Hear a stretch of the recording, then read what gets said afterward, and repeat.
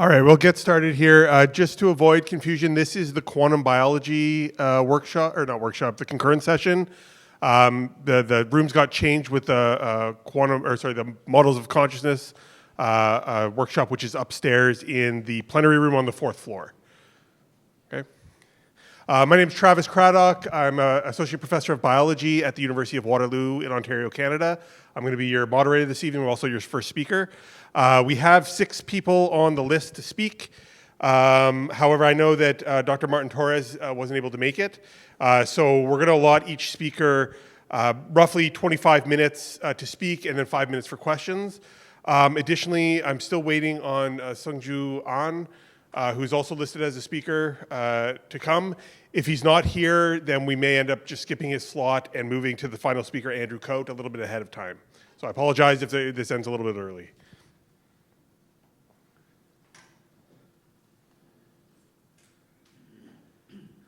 Okay, so like I said, my name is Travis Craddock, University of Waterloo.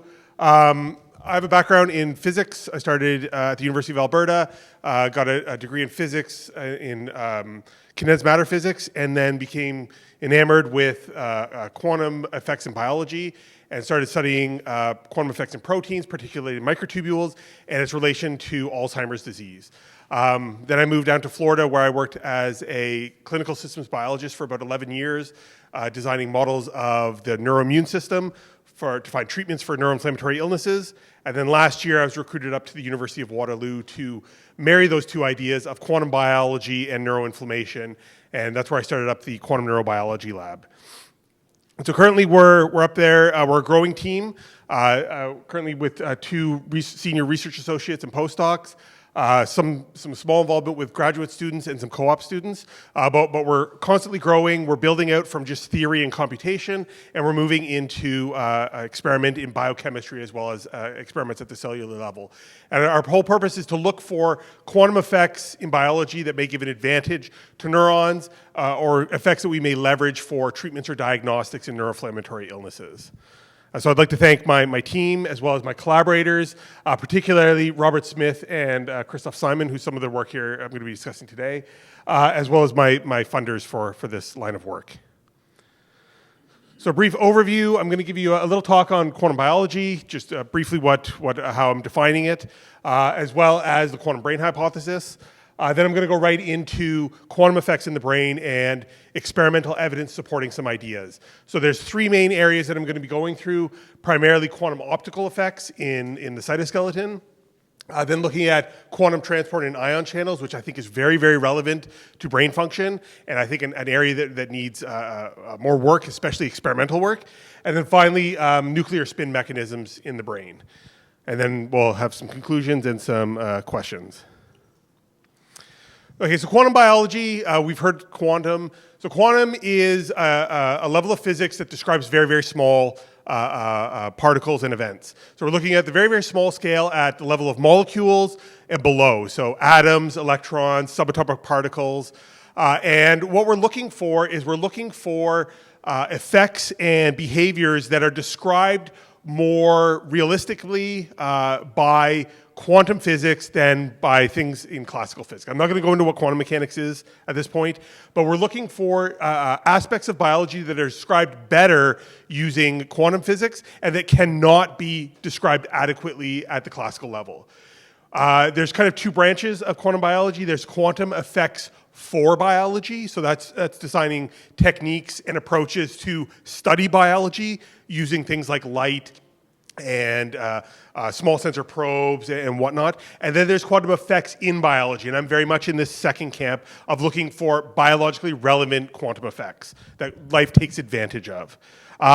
Primarily, there's 3 main areas of quantum effects in biology. One is photosynthesis, so how do plants and other organisms that take advantage of the light energy from the sun and convert it into chemical energy, how do they do so with such high efficiency and precision? There's a group of theorists and experimentalists that have been studying this idea for quite some time. There's a backing for some quantum biological effects in photosynthesis. There's some outstanding questions on that, and it's still a little bit of a gray area as to whether it's truly a quantum effect. The other area, which is a little bit more solidified is tunneling effects in biological systems. So enzymes and ion transport. Because you're dealing with individual subatomic particles at this point, it's very much a quantum system.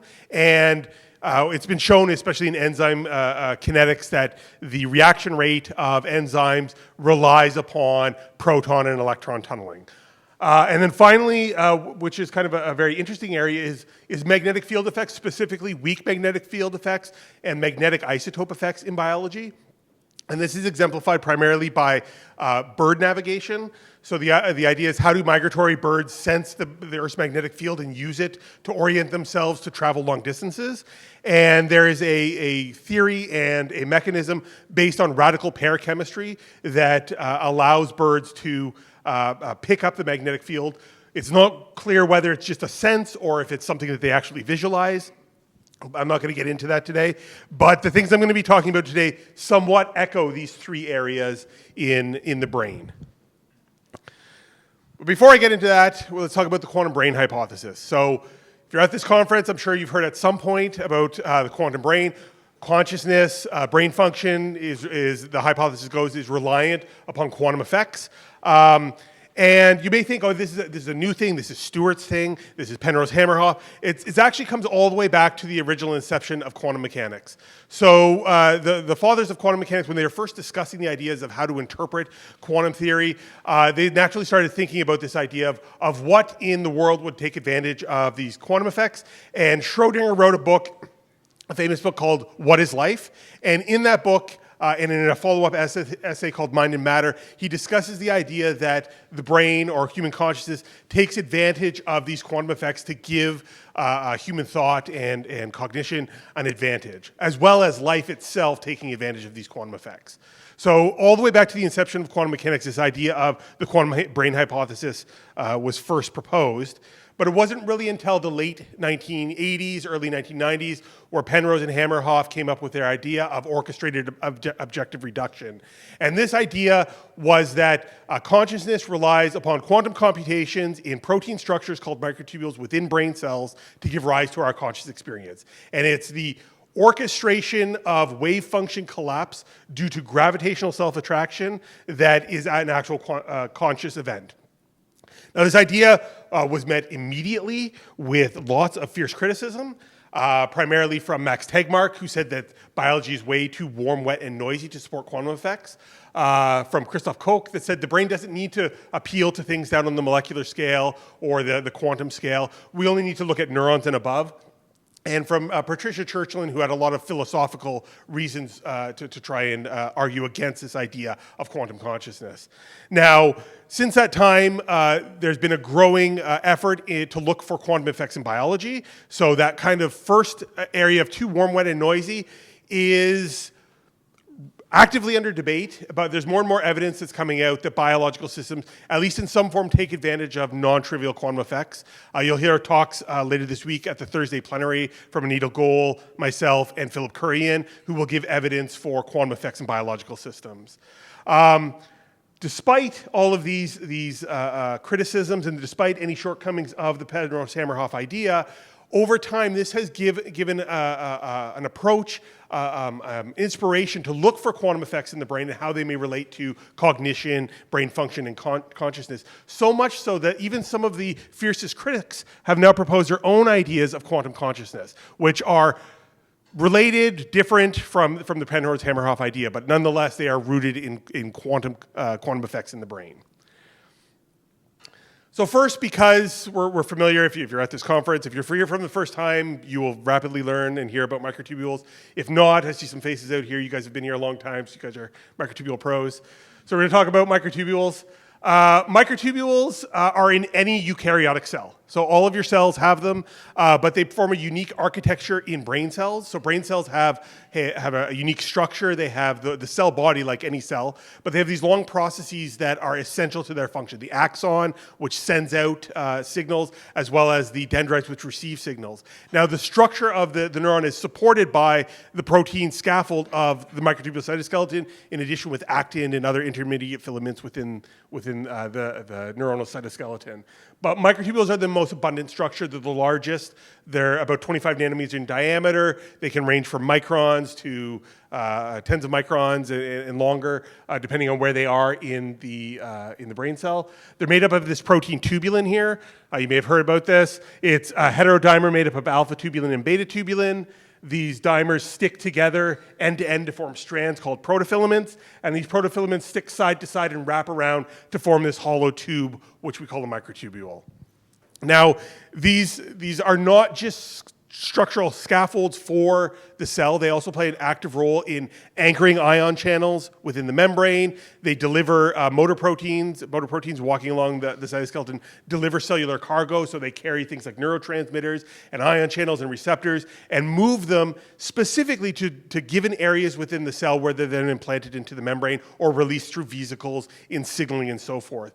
So they control things like synaptic strengths. They control things like dendritic spine length and so forth. So they do play an active role in the function of the neuron and in brain function. But for the most part, from standard old school neuroscience, they are just a structural scaffold. But even if you look at molecular neuroscience now, there's a vast literature on the role of the microtubule cytoskeleton in synaptic function. So our group, initially back when I was working with my PhD supervisor, Jack Tazinski, then later when Philip Curriam was postdocing with my lab, we started looking at optical phenomenon in microtubules. This was inspired by photosynthetic architectures. At the time, they were doing experiments in photosynthesis, and they showed a quantum beating effect in photosynthesis, and this was taken as a hallmark for a quantum biological effect. And I was curious. I thought that was really cool. And I looked at it and I said, is there anything that's similar that could take place in a microtubule? And there's no such thing as like chlorophyll or anything like that in tubulin, but there are aromatic amino acids like tryptophan and tyrosine and phenylalanine, which can absorb and interact with light. Granted, it is high energy light. And so we did some experiments, theoretical experiments, applying the same formalism that they did in quantum photosynthesis and energy harvesting in photosynthetic light harvesting antenna. And we simulated how light would interact with that tryptophan cytoskeleton, be absorbed and propagated along the length of a microtubule. And we found, depending on the parameters that we used and the way that we set up the system, that they could indeed support this light harvesting phenomenon, and that they could propagate information anywhere from within a given dimer of tubulin or along the length of a microtubule up to about 12 nanometers, which is close to about 100 nanometers in length, which is a far distance when we're talking about molecular electronics and excitonics. Again, that's all dependent on theory and which kind of parameters we're using. But nonetheless, it gave an idea that this is a mechanism that could be used within a cell, and it may be something that could support quantum phenomena in the brain. I partnered with Robert Alfano at the City College of New York, who's an expert in optical physics and ultrafast laser spectroscopy. And we looked for hallmarks of quantum effects in microtubules using Raman spectroscopy. And so what we were looking for specifically is a specific type of resonance within the peaks of Raman spectra. Now, normally Raman spectra are a nice symmetric peak that looks like a Gaussian function, so that they're the same on either side of the peak. However, in specific phenomena where the vibrational modes of your system are coupled with the electronic modes of the system, you can get an asymmetry within the system depending on how strongly those are coupled. And if you look for those hallmarks, then it could be a potential indication of a quantum coupling between vibrational modes and electronic modes, it could be a hallmark of excitonic processes. And so we looked at the entire spectrum of tubulin and microtubules in both a dry and wet environment. And we found several areas where there could be potential phanoresonances. And when we look back at what modes those are associated with, they're primarily associated with tyrosine, tryptophan, disulfide bonds. And these are all structures or bonds within a protein that are respond to the same frequency of excitation as tryptophan excitation. And so we took this to be consistent with our modeling predictions that microtubules and tubulin can support excitonic effect or light harvesting effects. I partnered with, this is a larger project led by Greg Scholes and Jack Tazinski, and work done by Arat Kalra, who's the lead author on this, but I partnered with them to provide some experimental backing, or sorry, not experimental backing, theoretical backing, where they're actually going to test this idea. So the idea is that they would put a quencher of tryptophan excitation on the surface of a microtubule. It's called AMCA. And by varying the amount of that quencher on the surface of the microtubule and seeing how long it would take for that quencher to emit excitation energy, they would be able to figure out how far an excitation could travel along a microtubule surface. And so by varying that and using time-correlated single photon counting, they were able to get an estimate of how far energy would be able to migrate along a microtubule surface. And what they found is that the excitation diffusion length, or how far that exciton or that energy could travel along a microtubule, was roughly 6.6 nanometers, 6.677 nanometers, which falls within the range of what we had predicted of within a dimer up to, that 100 nanometers. 100 nanometers was quite ambitious, but at least we're getting something that is longer than what is predicted by standard classical photophysics. So standard classical photophysics suggests that the excitation would only be able to traverse 1.54 nanometers. And so this is roughly 4.5 times more than predicted by classical theory, which seems to suggest that a quantum mechanism may be taking place. This is still under investigation, but it does suggest that microtubules are efficient light harvesters, at least in this range where tryptophan is excited. Building upon this work, Philip Currien's group has looked at a more collective process. So instead of looking at an individual excitation which spreads along the surface of a microtubule, he was looking at all of the tryptophan within a microtubule being excited at once in a manner that is known as a superradiant phenomenon. And so they did experiments, I partnered with him originally to look at it theoretically, but then he expanded that and looked at it both theoretically and experimentally, and found that hallmarks of superradiance were found within microtubules. So due to the collective excitation of all of the tryptophans all at once within a microtubule, it increased the quantum yield, or the amount of photons that were being released to the environment after a period of time. And according to the theory, you would not get that if everything was being excited not in unison. If it was not collectively excited, you would not get it. But because it's done collectively, you get this increase. And depending on the parameters they use, the excitation energy that they use to excite the system, it showed a 33 to 66% increase in the yield of photon energy when microtubules are in the polymerized form versus when it's just free tubulin floating around. And so this is taking as evidence for collective excitations and superradiance within microtubules. Now, I want to point out, this is, we're trying to tie this back to, concretely, we want to be able to make sure that we are actually looking at quantum effects. We have to rule out anything that might also be contributing to this. So one of the arguments that has come about is that when you take tubulin and you stick it end to end together, the bare tryptophans that are on the end of the tubulin dimer then become buried. And when they become buried, it changes their photophysical properties, and it may mean that they can absorb more or they can emit more.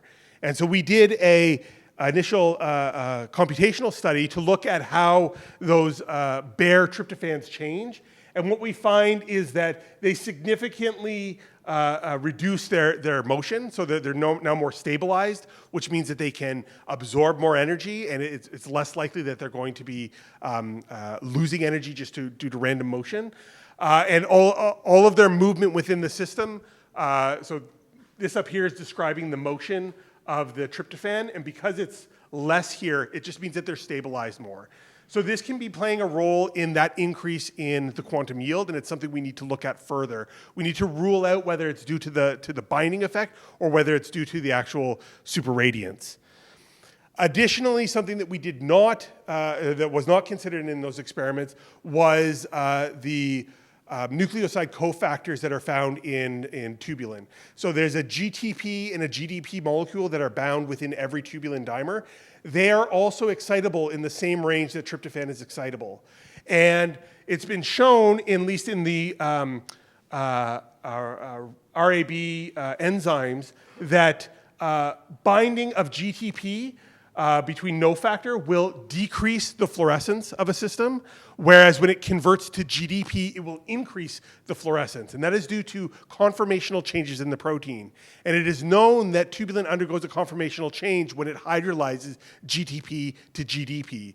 So it's something we do need to account for because this hydrolysis change is roughly 40 to 50% in the fluorescence emission of the protein. And that corresponds closely to what is seen by the Korean group of 33 to 66% increase. So it's something that we're actively looking at and trying to rule out that it is due to GTP hydrolysis itself as opposed to a superradiant effect. But all of this is open, and we're trying to nail it down so we know for certain that it's this mechanism that we're proposing. Okay, moving on. If you talk to standard neuroscientists, they're not so interested in microtubules, but they are interested in ion channels. So ion channels, if you've learned anything about Hodgkin-Huxley or whenever a neuron fires, you have these ion channels that open up and ions flow into the neuron, and it changes the voltage difference across the membrane, and that voltage difference can then elicit a action potential firing. And so anything that deals with an ion channel is almost certainly related to the way that a brain cell functions and the way it fires. And that is very interesting to any neuroscientist because if you're looking at the level of firing and spiking, if you can influence that by a quantum mechanism, then there's nothing that they can argue against. It's specifically affecting the thing that they're interested in. So there is work looking at potential for ion channels to exhibit quantum phenomenon. Specifically voltage-gated ion channels. So these allow a passage of individual ions, particularly sodium. So sodium is a positive ion that will flow through a voltage-gated ion channel when the voltage is correct. And it's known that the voltage-gated potassium channel, KCSA, is about 10,000 times more selective for sodium than it is for for potassium than it is for sodium. I was getting that wrong. It's a potassium channel, not a sodium channel. So it's more selective for potassium than it is for sodium, even though sodium is a smaller ion. It's smaller in size. So if you think about an ion channel, it's closed, and then it opens up to a certain size, and it says, okay, we're going to allow potassium to go through, which is of a given size, but we're not going to allow this smaller thing to go through. Why? Why does it allow the bigger thing to go through but not the smaller thing? And so people have been struggling to understand this from a classical standpoint because intuitively it doesn't make sense that you would allow big things through but not small things. And so there's been groups that have started to look at considering that the channel itself is always filled with potassium, and because of the close proximity of those potassium ions to one another, their de Broglie wavelengths overlap. So that this is treating those ions as waves as opposed to particles. And effectively that means that then an ion can coherently tunnel across the gap. So it would not allow sodium to go across because it's too small. The wavelength is too small, whereas potassium it would allow because it's large enough so that it can allow that superposition and that tunneling to occur. Now, I think this is a really great idea.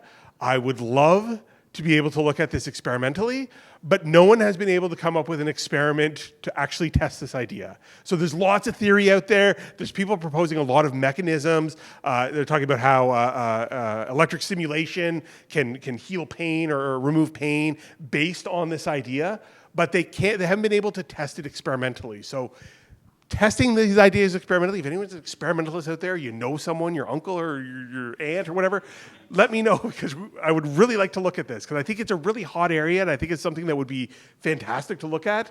But again, no experiment. Okay, the final idea is an idea that's put forth by Matthew Fisher. He's a preeminent physicist out at University of California, Santa Barbara. And he got thinking about quantum effects in the brain because he was interested in the way that lithium works. So lithium is a treatment for bipolar disorder. However, it was found that using a different isotope of lithium could elicit different behavioral effects in rats. So I forget which one's which, but there's one that's used lithium 6, and when that was given to rat mothers with their pups, they exhibited classic mothering effects. They were doing quite well. However, if they gave them lithium 7, then the rat mothers neglected their young. I think some even ate them. It was just a completely different kind of behavioral effect. And there should be no reason for that. From a chemistry standpoint, they have the exact same electrons. They should behave the exact same way. The only thing you're doing is you're changing the nucleus of that lithium atom by adding in an additional neutron. Okay, it's a very, very small mass. Okay, so maybe there's a mass effect, but it doesn't make sense that it would have such a radically different behavioral effect for something such a small change. So he proposed this idea that potentially there could be a way that these nuclear isotope effects could mediate behavior, but he didn't know how it could occur.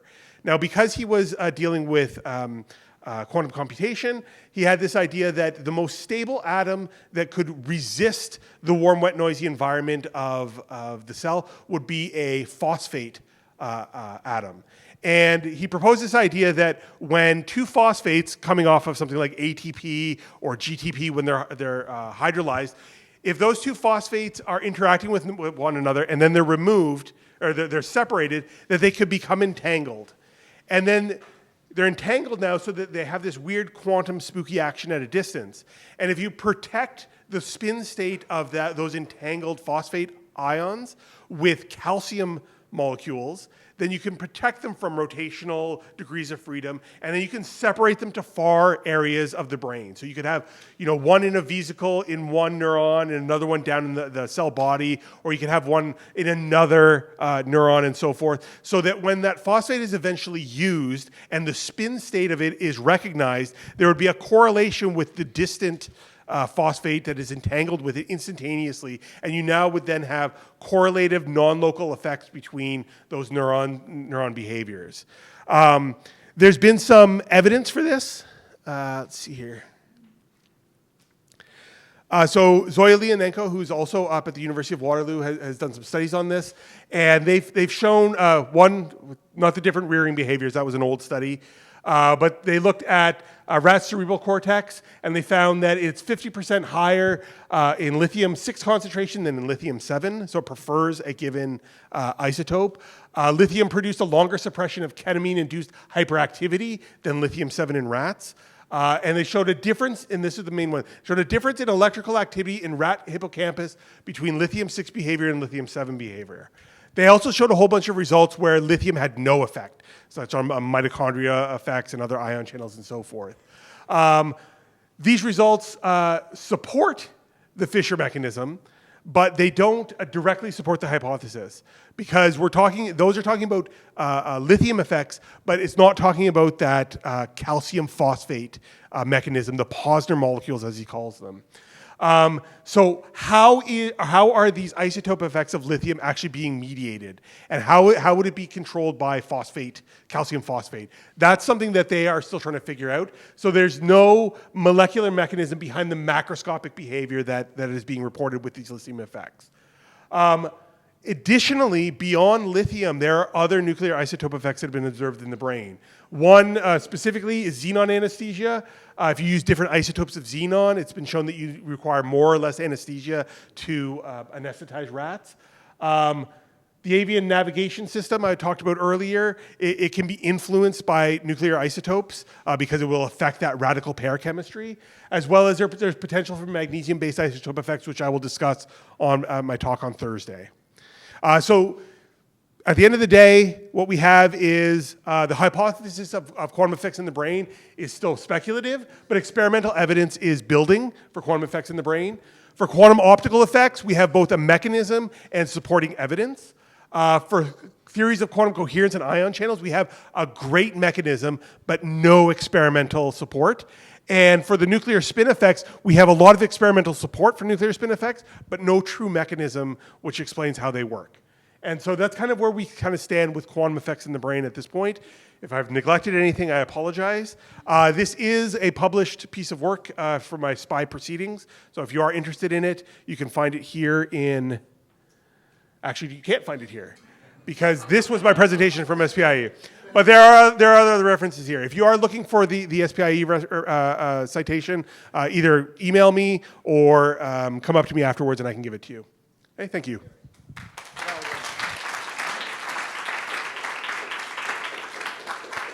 Okay, so I'm going to ask Marco to come start setting up. But did you have a question? Yeah, just thank you for your talk. And a quick question about the ion channel. How much do you think that the water content is affecting all the process?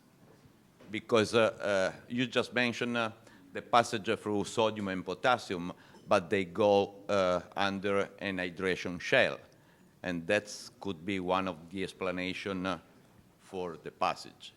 And, yeah. And especially in modeling that part. Yeah, so when I refer to those ion channel mechanisms, there are models that account for the hydration shells, and they still find that that tunneling aspect describes the system better than a classical base description.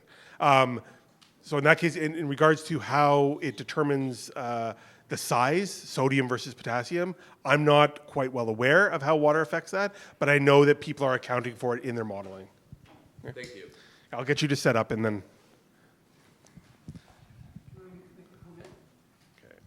Sorry, yes. Here.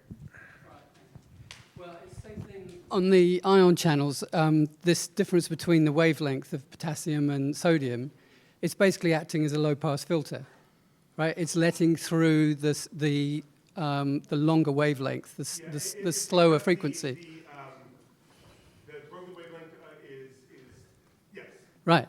So, you know, there's Stuart's talking about this sort of thing of acceleration and deceleration from the front of the brain to the back of the brain, from hertz to kilohertz to megahertz to gigahertz, and then back again. So it sounds like ion channels are part of that effect. Yeah, 100%. I mean, anytime you have neurons firing, then you're dealing with ion channels. And those ion channels will affect the way that those neurons fire. So it sounds like it's an electronic filter, a harmonic filter. That I'm not sure about, but I think it's in line with that. Yeah. Thank you very much. Yes, at the back. Is there another mic? Oh, perfect. Okay. Okay, one last question, then we'll move over to Marco. Thank you for your talk. So I have a couple of technical questions and a couple about physics. Technical questions. Can you define the Fano resonance you are talking about? Because so it comes from a degeneracy of closeness of energy levels between what and what? Yeah, I'd have to recall. So our interpretation of it was the coupling between the vibrational mode of the system and the continuous electronic degrees. Electronic, okay, Yeah. okay. And also the other question is how did you simulate, so with which numerical method this, the transport of energy, of the coherent energy transfer? For the coherent energy transfer, so the first time we did it was, I believe this was Redfield formalism, and we used the Hawkins-Strobel description to describe the disorder due to coupling to the bath. For the superradiant formalism, I don't quite remember what the term was. It was a non-Hermitian system where the system could donate the excitation back to the electromagnetic environment. Okay, and then the two physics questions instead are the following. So one is okay, the state of the art of the Sorry, it was a tight binding Hamiltonian for the. Okay. Yeah, okay. So the state of the art for the photosynthesis problem is that there are quantum coherent effects, but they are on a time scale that is so short that we might not consider it a macroscopic also in that sense.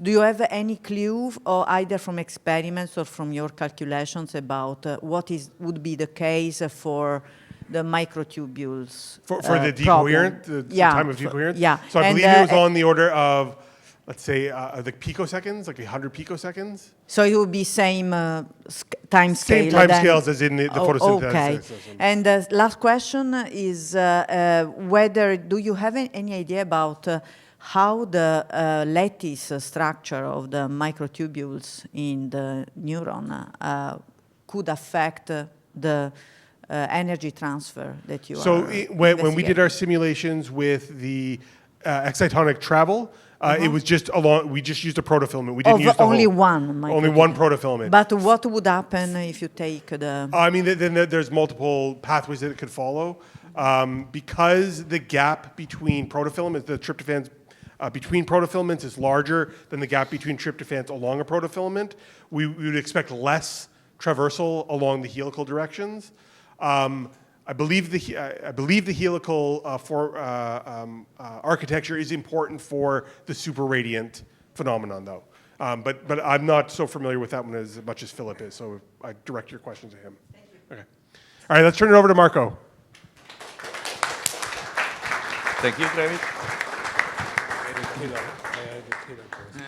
Good afternoon, everyone. It's truly an honor to be and continue today the conversation we started and we began on Sunday during the workshop. Together, we will explore a possible multidimensional integration across biology, biophysics, and artificial intelligence, aimed to understand how conscious activity may arise from coherent physical processes. Before starting, I really would like to acknowledge Stuart Hameroff and the OR-CoR theory. I think that it will be even not possible to ask the question we are trying to solve today without the intuition that Stuart had about the possibility that quantum process could be responsible for emergence of consciousness in biological structure. With Stuart, I also share my journey in consciousness, starting with anesthesia. So my journey started in an operating room where I have seen and witnessed countless of times how small doses of anesthetic can disconnect and abruptly change the state of awareness. And that profound moment made me realize that consciousness is not a given. It's a delicate physical process. And since then, I've been working to understand how the biological structure and the electromagnetic field interact to generate and dissolve the consciousness state. I didn't start with a theory firsthand, but trying to collect pieces of a very complicated puzzle from different disciplines. And today, thanks to this wonderful group of people, they are really incredible interdisciplinary team, we are trying to adjust all these pieces. And we are not here to replace existing theory based on physical processes, but to try to support, extend, and maybe connect them with a broader framework. Our goal is clear. We propose a model of consciousness that is not only coherent, but also testable, biological, and experimentally accessible. I start with just an overview of which are the limits that we use nowadays in trying to study consciousness, starting from these slides that show the tools that molecular biology is using. All these techniques work perfectly well, assuming that the process they measure are linear and fixed in time. But conscious state may escape linear process that are localized in time. Going further and trying to see what experimental neuroscience is using to probe these phenomena, from these two graphs, as you can see, we have several different techniques with a very narrow spatial and temporal resolution. But what is even more interesting, that if we overlap the spatial and temporal resolution of each, none of them is able to probe all the scale simultaneously. And the green arrow is actually pointing to the today limit in spatial resolution that goes for millimeter, and in temporal resolution that goes for second. And before even speak of brain network, cortical area, or global coherence, we must look inside a very simple cell in order to understand the complexity of the molecular realm. Here you see a high-resolution picture of a bacterial cell, a prokaryote, a very, very simple cell. And yet, as you can see, it exists an exquisite organized architecture with a dense molecular forest made by millions of proteins, tens of millions of lipids, all embedded in billions of molecular water. The challenging question here is that molecular biology don't even recognize the complexity of an E. coli comparing to a neuron that is sensed like the temple of molecular complexity. So this gave us a sense of humility in going towards the solution of this important question in science. And today, we still don't have a complete theory of how a single living cells function when it's conscious. Conscious state need brain activity. And about brain activity, today we addressed pretty well the sensory motor pathway. The sensory motor pathway is an arc reflex where analogic stimuli from the surrounding hit our receptors that are embedded in the body. The information are transferred by digital input out of the spiking of the neurons. Information got integrated inside of the central nervous system that can give rise only to muscular action, nothing else. But what it happened when from this firing circuit it emerged phenomena that are qualitatively different, such as our memory, our emotion, our awareness, the conscious state. What we propose is that consciousness doesn't reside in a specific function or at a single level, but emerge from a coherent cascade across multiple layers from molecular to system. And so now I introduce the core of our model. Rather than seeking for a localized and anchored seat of consciousness, we propose that the phenomenon arises from a resonant interaction across multiple substrates that are the lipid membrane acting as electromagnetic interfaces, the structural vicinal water forming coherent domains, the cytoskeletal element, such as the microtubules oscillating in the gigaterahertz frequency, and the action of the cerebrospinal fluid that is functioning as a slow-wave resonator. But here, the key is coherence through the layer. And we propose that consciousness is not confined to one location, but emerge from a field-based integration across energy, matter, and information. The first player of that is pivotal to our model are neuronal membrane. Far from being a passive envelope, this very thin, about 5 to 10 nanometers membrane are actually dividing two worlds in biology. The extracellular realm that is macroscopic and all the phenomena are linear and is possible to measure, from the intracellular realm. If you remember the picture of the E. coli, the intracellular realm is completely different.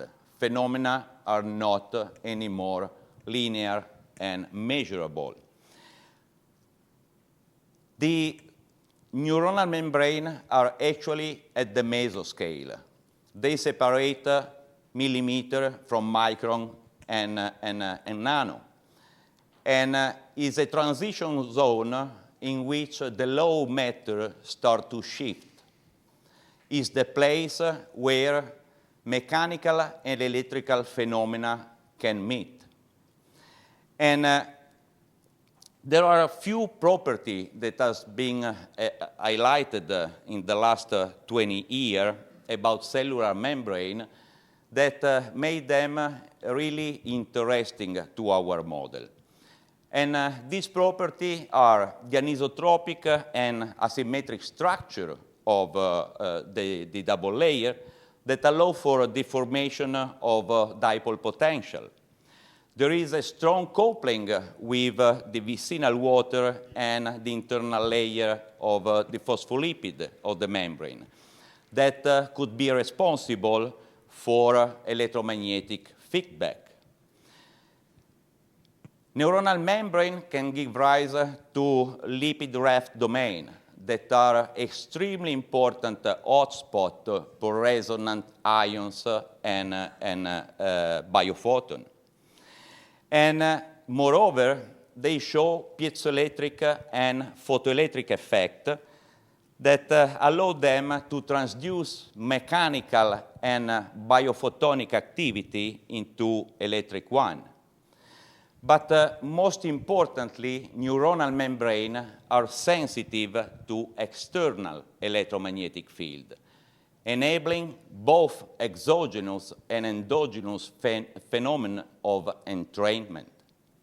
In this light, we can see membrane as a dynamic electromagnetic interface. But a dynamic electromagnetic interface, in physical terms, is an hologram. So we propose that neuronal membrane are the holographic plate upon which nature writes its history and the history of life.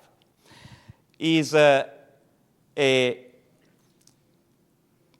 place where energy become form, form become pattern, and pattern become meaning. But neuronal membrane doesn't play alone. As I said, they are extremely tight and coupled to water. But it's not just normal water. The water that goes inside of a cell, as you saw, has almost not space to fill that space. So need to be completely layered all around the molecules that is touching, and can form quasi-crystalline structure.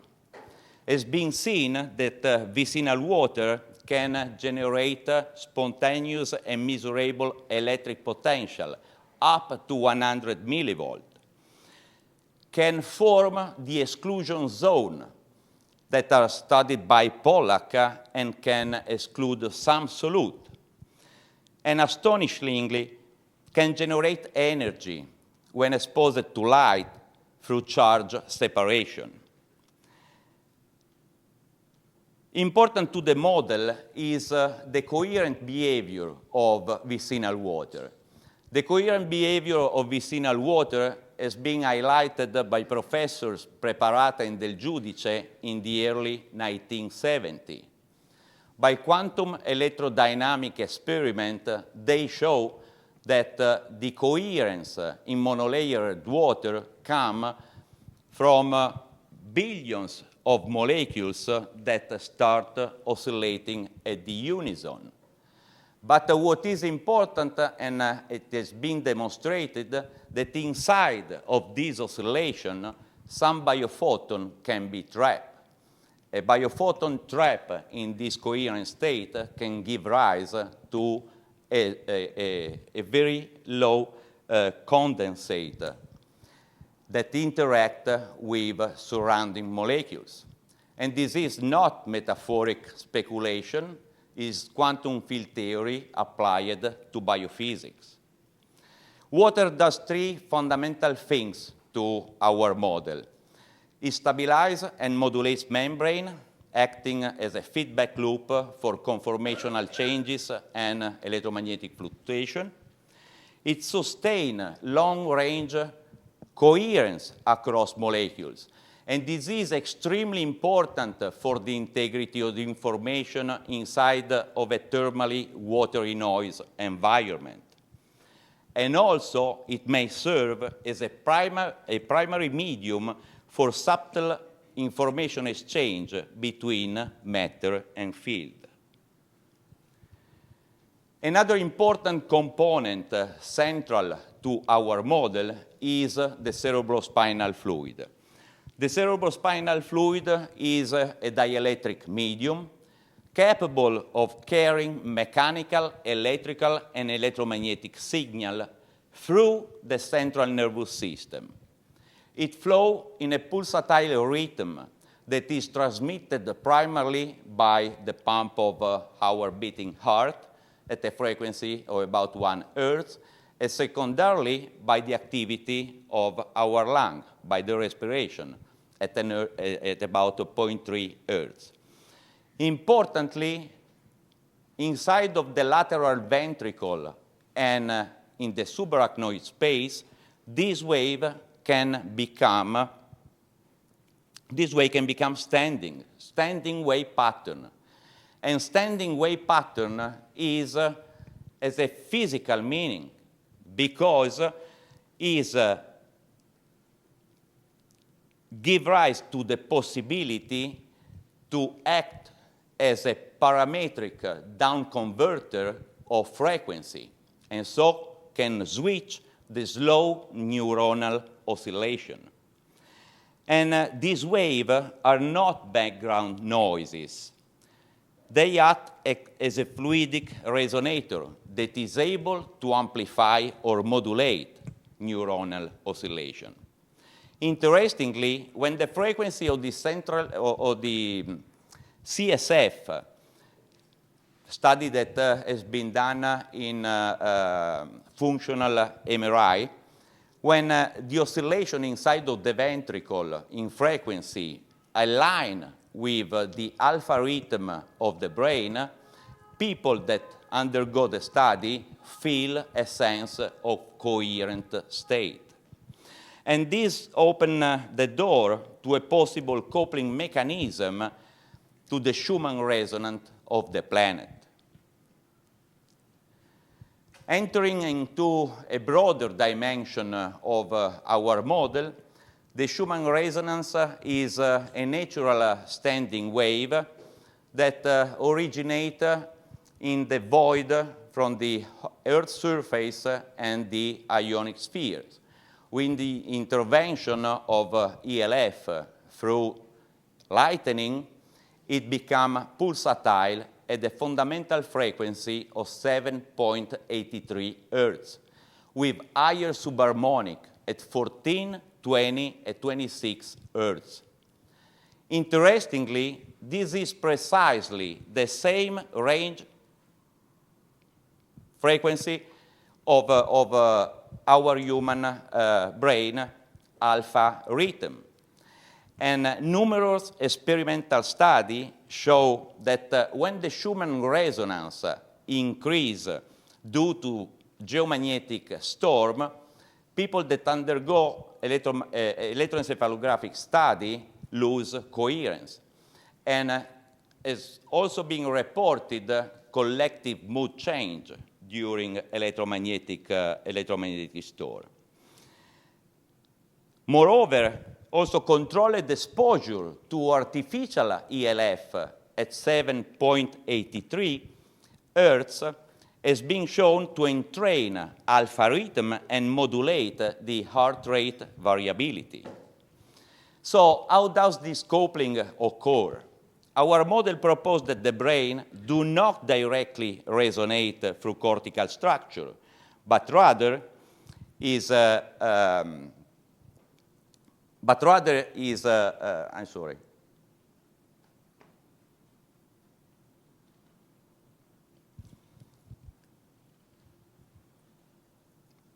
When Schumann resonating, the cerebrospinal fluid acts as a resonator for ELF signal. Together, these elements form a biological interferometer that is finely tuned to the external electromagnetic pattern. Now that we have seen how the brain environment system can resonate on shared frequency, the next question that arises is how this information actually can scale and pass across through all the dimensions. In the in the left part of the diagram, there is you can see and visualize where the frequency of microtubule in yellow are in the spatial domain, in the nano domain. And they resonate to megahertz and gigahertz. The question is, how can this frequency scale through and eventually emerge as brain frequency? We propose that each level of biological organization, from nanostructure to membrane to neurons to cortical circuit, has its own intrinsic resonance frequency. And there are three well-known physical mechanisms that allow higher frequency mode to be down-converted into slower components, that are the bit formation, the nonlinear modulation, and the envelope generation. These phenomena don't occur randomly, but inside of the biological structure, they are facilitated and constrained by the geometry of the cytoskeleton, by the lateral organization of lipid raft in membranes, and also by the piezoelectric and photoelectric property of the membrane. And the cavity dynamic of the cerebrospinal fluid, which support the standing wave, is an Helmholtz-like resonator. We hypothesize that the brain acts as a biological frequency filter, where only those oscillations that are coherent, phase-locked, and functionally relevant can cascade across the level. And this frequency, the survivor of the cascade, can become eligible into our conscious experience.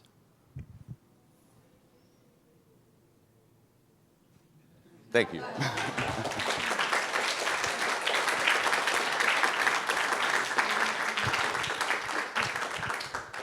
Just before questions, one is Seungju Ahn here? Perfect. Okay, you're up next. Okay, questions? I actually have a question. So you mentioned an interesting effect where Schumann resonance affects the cerebrospinal fluid, right? And you mentioned the frequency of Schumann resonance to be 7 Hertz. And what is the wavelength of this Schumann resonance electromagnetic wave? Do you know it? I mean, the wavelength is Yes. the speed of light over the frequency. So Yeah. it's about the diameter of our planet. So if you are thinking about an antenna, you would have to go for the half of that range in order to pick. But with the mechanism of the standing wave, this is possible through the harmonic. But even harmonics, like fourth harmonic, will be four times smaller. But for the human, you have much smaller size than this. So what is the effect? Has the static magnetic field essentially on the fluid? I'm not sure I understood your question. So because the wavelength is so large compared to the size of your human, what effect has the static electric field and static magnetic field of this amplitude as produced by the atmospheric effects on the cerebrospinal fluid? I don't know how to answer to your question. All right, maybe we'll talk later. All right. I understood. Right. Okay, I'll just go. Thank you. Thank you for your talk. I was just wondering, because you were talking about the water when it's next to a surface has these different properties. So, but you didn't talk so much about like hydrated proteins or water next membranes. You were more talking about kind of the spinal fluid, which I'm guessing is going to have less of the structured water because it's more like I talk about the vicinal water, the water that we have inside of the intracellular domain of our neurons, and that's what is making the possibility for field matter to meet. That's exactly what you are asking, is the hydration of all the molecules that get coherence through the coherent behavior of monolayered water. So is it the water adjacent to these like very small like microtubules that's having the most effect, or is it the spinal fluid which it's going to have less? They don't get in touch. The spinal fluid is just a collector of wave. Spinal fluid never touch a neuron. Right. It's just separated in a complete different system. Yeah. It's just sensing the signal and transporting all around the central nervous system. The cerebrospinal fluid is important for its dielectric effect, so it can really carry the wave, and is pulsatile, and it's changing composition 4 times a day. And plus, is the most conductive biological fluid that it exists. It's about 1.87 Siemens. Okay. Thank you. I was just trying to get my head around why you focused on one of the waters, but thank you. Thank you.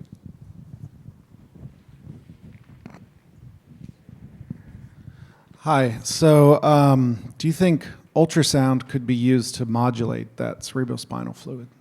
Absolutely, yes, is my answer. The question is, we need to know the frequency, because we don't know yet which are the frequencies that are physiologic and which are the frequencies that goes toward a different trajectory. So before,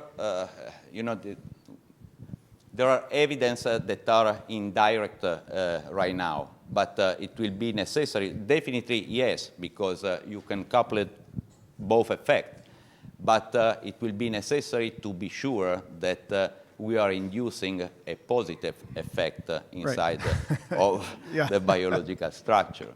And I think that it's necessary to match the frequency, because the frequency change according to the molecular composition.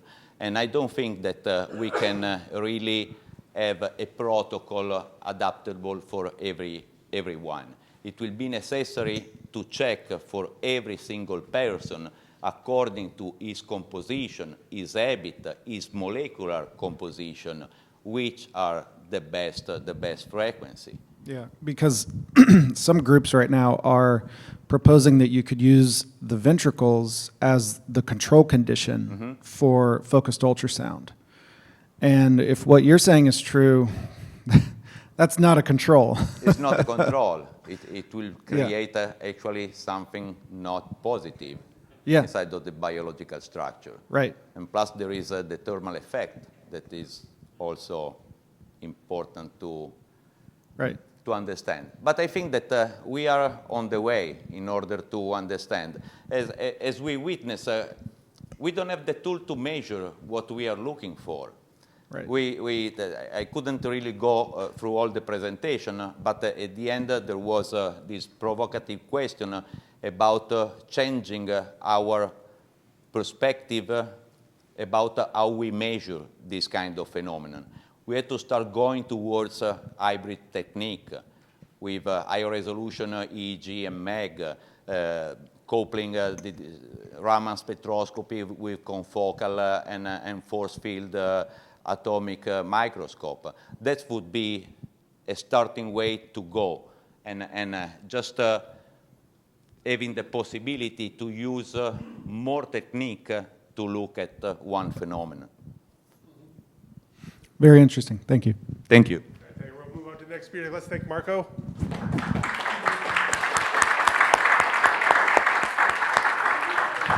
Okay, up next we have Seungju Ahn.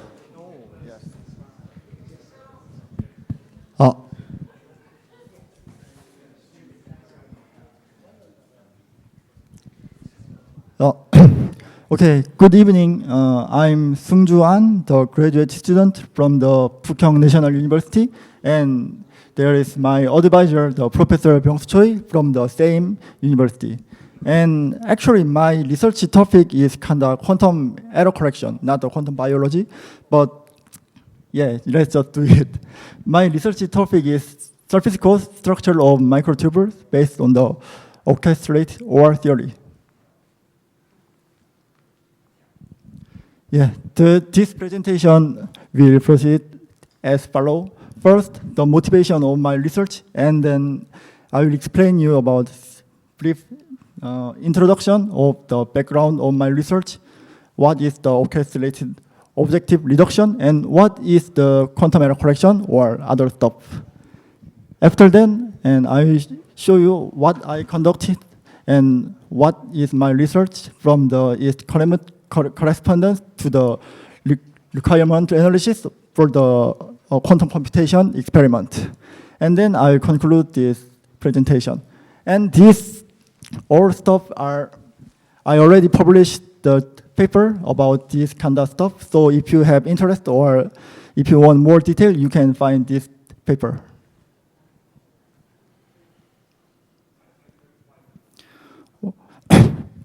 Okay, let's start with the motivation. Before we start, I have some simple question. Why do we need the quantum computer? Why? Because we already have very good classical computer.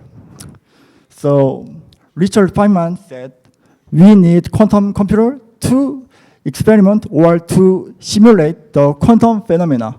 In the similar way, I conduct this study to propose a quantum computation model to experiment or to simulate the quantum phenomena involved in consciousness based from the orchestrated OR theory. So I conduct the analysis of the correspondence between two models. One is surface code model, and other thing is microtubule based on the orchestrated OR theory. And then based on this analysis, we propose the surface code model to implement the microtubule of orchestrated OR. Let's talk about simple background. As you already know, the conventional quantum mechanics, in the conventional quantum mechanics, if we measure the quantum state, it collapses immediately into the classical state. But Sir Roger Penrose suggests another theory, that is the objective reduction, that quantum superposition collapse when their gravitational self-energy exceeds a certain limit. And then with the Stuart-Hameroff research about tubulin and microtubules, they suggest the orchestrated OR theory, and it suggests the consciousness stems from the orchestrated quantum phenomena in our brain. Yeah, and the quantum resonance properties, such as qubit or benzene or other quantum stuff exist in the tubular level or more higher level. So each helical pathway where tubulins are combined follows the Fibonacci series such as 3-step, 5-step, 8-step, and 13-step with different direction. And this is the very interesting part. Penrose and Hameroff proposed an approach to topological quantum computation using this helical pathway. And additionally, there are some intersection parts among these helical pathways, and they claim that the concept of topological braiding can be applied in this structure. So now let's talk about quantum computation. What is the quantum computer? It is very simple, just computer that use quantum bits and gates to learn the quantum circuit or perform the quantum calculation or quantum computation. Left figure is the bit and our quantum bit that have special superposition properties, and right figure is just various quantum gates, Pauli, Clifford gate, and non-Clifford gate. And actually, from the beginning of the quantum computation development, quantum error remains major problem in developing the quantum computation and quantum computer. So technically, we cannot reduce this quantum error totally. So we need the scheme to correct this quantum error. So that is the quantum error correction code. And quantum error correction is literally detect and correct quantum error in the one computation cycle. And there are several quantum error correction codes, but especially my research topic is the surface code. The surface code is advanced quantum error correction technique that locates this qubit on the topologically on the 2D lattice, like your left figure. Left figure shows how the surface code detect and correct error. A is just physical qubit, and we call it just data qubit or physical qubit. And B and C that represent the stabilizer that detect quantum error. And D represents the quantum error, and E is how the surface code works. If in our circuit the quantum error is occurred, then we can detect the quantum error by using the other stabilizer. And for now, surface code is very one of kind of most researched quantum error correction code till now. You can see the percentage of other quantum error correction code.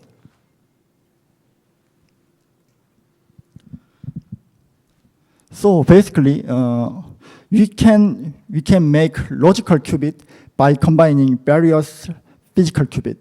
Encoding a logical qubit is kind of trivial idea to protect our quantum data. Logical qubits have stronger error resistance compared to the physical one and have longer coherence time.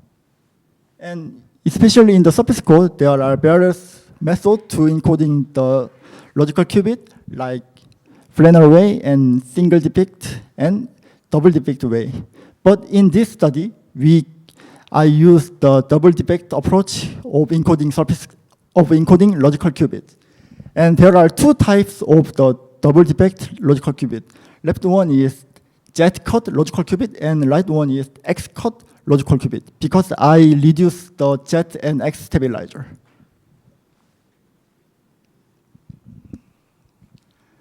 And theoretically, a larger logical qubit has stronger error resistance. So if we want more stronger logical qubit, we can just put more physical qubit on that logical qubit.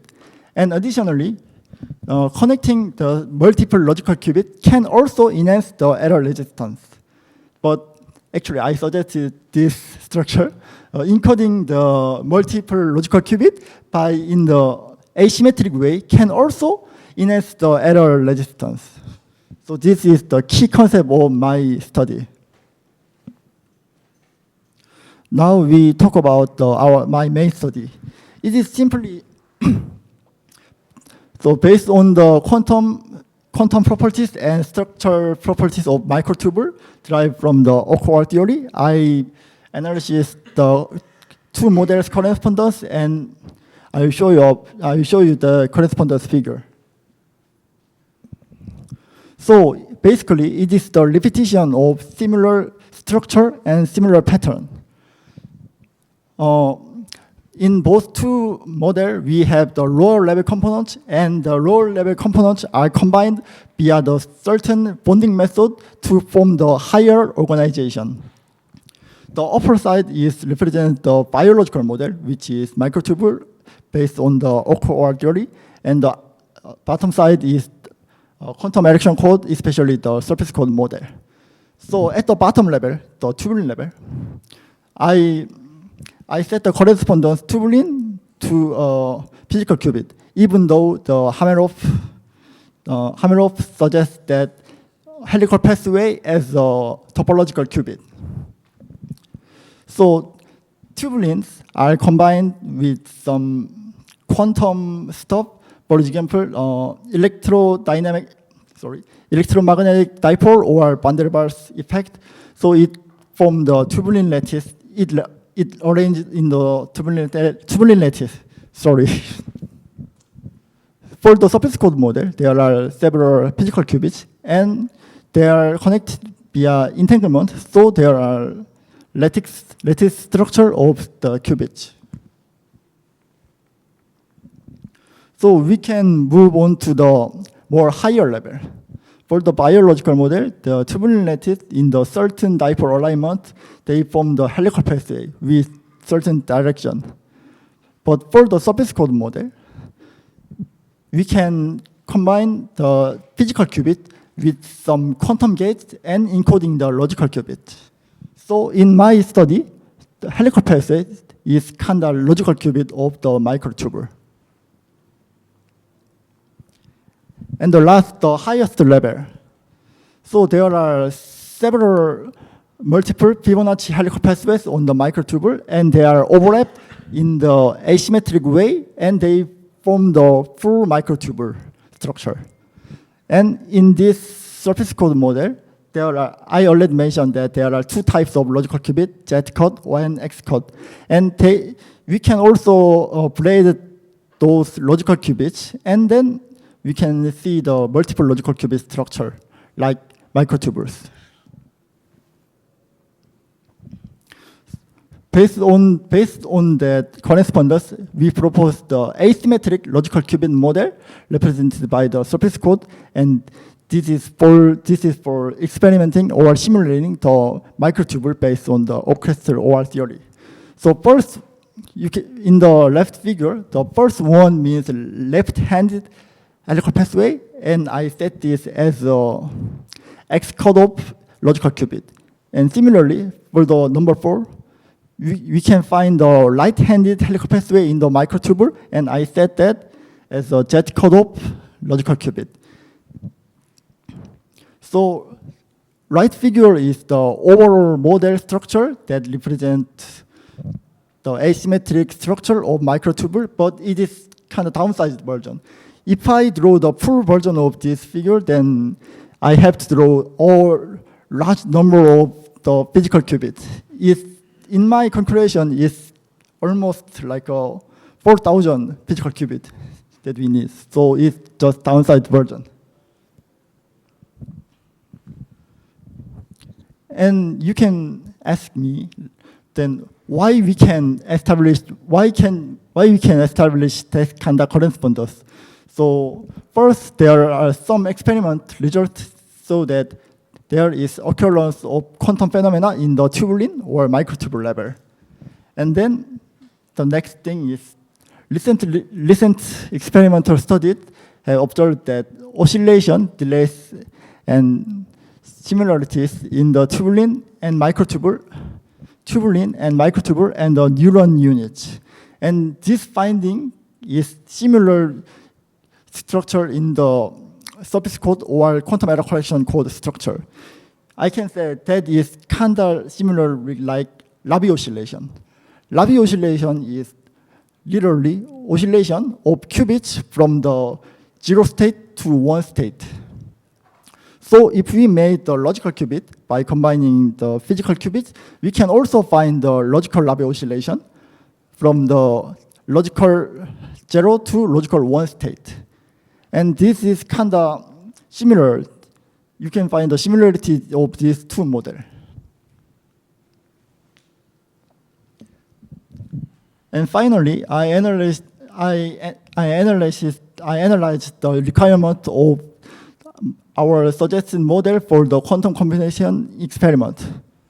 Actually, due to its huge size, so it is, for now, it is infeasible, our model in existing quantum system or quantum simulator, because our model is too huge to experiment. But if we adjust our model, if we downsize our model, and maybe we able to simulate this microtubule model on the mega QoF level. Mega QoF means the quantum system that had hundreds of logical qubits and tens of thousands of gates.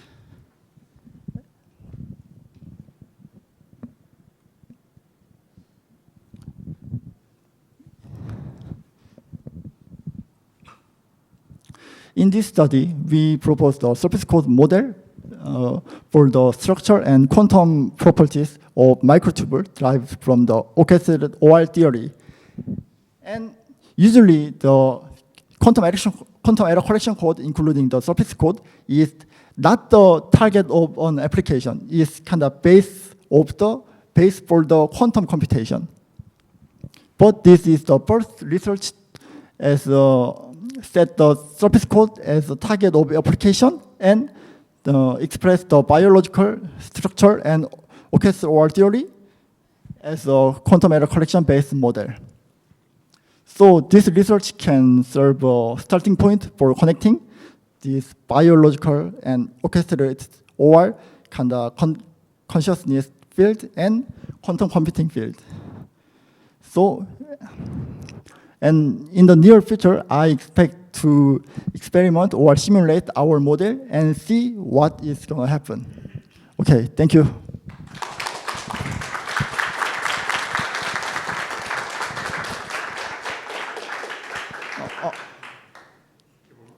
I could ask if there is one question. Yes. I have one question for you. so if you're going to test this in the future, but currently you said it's too large to simulate, are you planning to simulate it? Is there somewhere in the world that can simulate it, or are you waiting for advances in quantum computational architecture to occur first? Actually, I already mentioned that to simulate our proposed full model, we need at least 4,000 of qubit, but that is not enough because the conventional qubit has too high error rates, so we have to consider about that. So maybe first we have to downsize this model, and then actually we have to wait to provide some good quantum computer. And actually, I tried to experiment this model on the IBM simulator because IBM simulator offered 2,000 of qubits, but it is just simulator. We have to put in some error stop, and we have to vary various of gates. So it failed. Actually, I didn't mention that. Wait a second.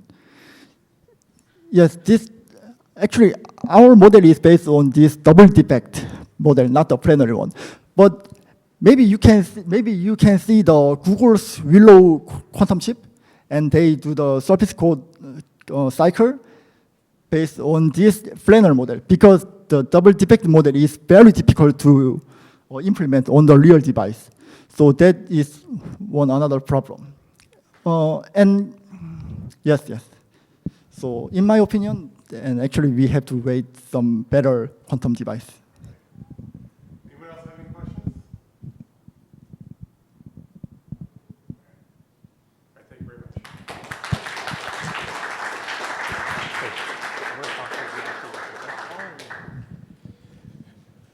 All right. We have 2 more speakers. Up next we have, bear with me. I know it's you, I'm just waiting for your name here. Chiara, come on up. Oh, hey, Seungju, your USB stick's still here. Yeah, this you can pull it. This is fine. Yeah. You may need to, eject it. That's not yours? Yeah, I already. Oh, you already got yours. Sorry, my apologies. Okay, thank you. Thank you. Okay, hi everyone. You might be surprised to see such a title in this panel, as I am actually. So it's a shared surprise to be here as part of the same session, because I'm not a scholar in quantum biology, as you might understand from the title of my contribution. Actually, my background is in philosophy, but I am active in Tibetology, in contemplative studies, in this new emerging field. And I work with the University of Venice, where I teach Tibetan language, and I am a postdoc there. And I also co-direct the Italian Buddhist Union Research Center, which is very much trying to bridge the gap between the contemplative dimensions of the different contemplative traditions on the one hand, and the academic rigorous study of contemplative practices and experiences. So I will end my presentation with some ideas on what projects we might work on and we have been working on. But so I will talk about something quite far from here, which is a culture and the Tibetan mountains, basically, and that's a picture I took when I was there, and it's really a way to get all of us into this topic, which is the nature of consciousness. And so how could we define consciousness, basically? We have been talking a lot about this with different takes, with different disciplines, but if we ask the contemplative traditions, which have been dwelling on this topic for centuries and centuries, they might have some insights that we could maybe combine with our interdisciplinary studies on consciousness. So I tried hard to find a definition which could be applicable and valid throughout all the different lineages in the Tibetan Buddhist tradition. And that's some Tibetan for you, in case you were wondering how the Tibetan language looks like. And basically, the translation could be something like that. It is established that being luminous and cognizant is the essential nature of consciousness. So we have these 2 elements there, the red one and the blue one. Salshin Ripa is the way it sounds in Tibetan. And so it's a process. Consciousness is a process. These are just 2 verbs. So it's not luminosity and cognition, but it's being luminous, being cognizant, being clear. Otherwise we could translate also as being clear or luminous. So we have some connections there. So I will talk about luminosity of mind from this point of view, from the point of view of Buddhism, Tibetan Buddhism especially, but which is in connection to the Indian one, of course. So the definition goes on saying here, being luminous, again, the red part, selva, refers to the essential nature of consciousness. And being cognizant, rikpa, the blue one, refers to the function of consciousness. So if we want to focus on the nature of consciousness itself, we should focus on selva, on being luminous, basically. So on luminosity or transparency or clarity of mind, but again, I'm using names there, whereas on the contrary, we have verbs there. So I will try to focus more on the nature of consciousness, this luminosity thing, because this definition I found includes 3 different takes on what luminosity might be. So one is the following one. the essential nature is luminous as it is beyond the nature of tangible matter. So it's not matter. There is no obstruction we could find when we talk about consciousness, basically. So there is no togre in Tibetan, which is really physical obstruction. We will see the consequences of that or the implications of that. But that's one way to take this luminosity understanding. And then there is a second take, a second notion, a second way to understand what luminosity might imply in terms of consciousness.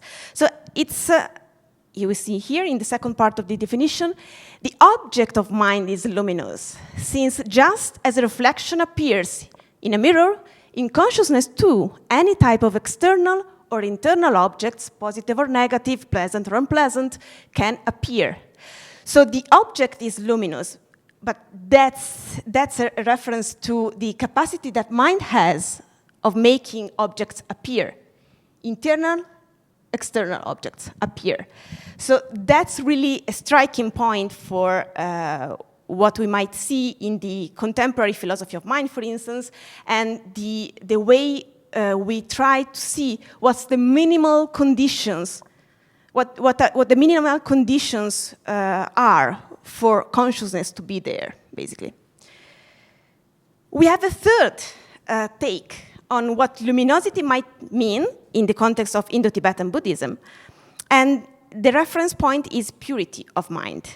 So, that definition, that very definition goes like that. Furthermore, the nature is luminous insofar as the contamination of defilements, such as attachment and so on, does not enter in its essential essence or nature. So what does mean? What do we mean by defilements, such as attachment and others?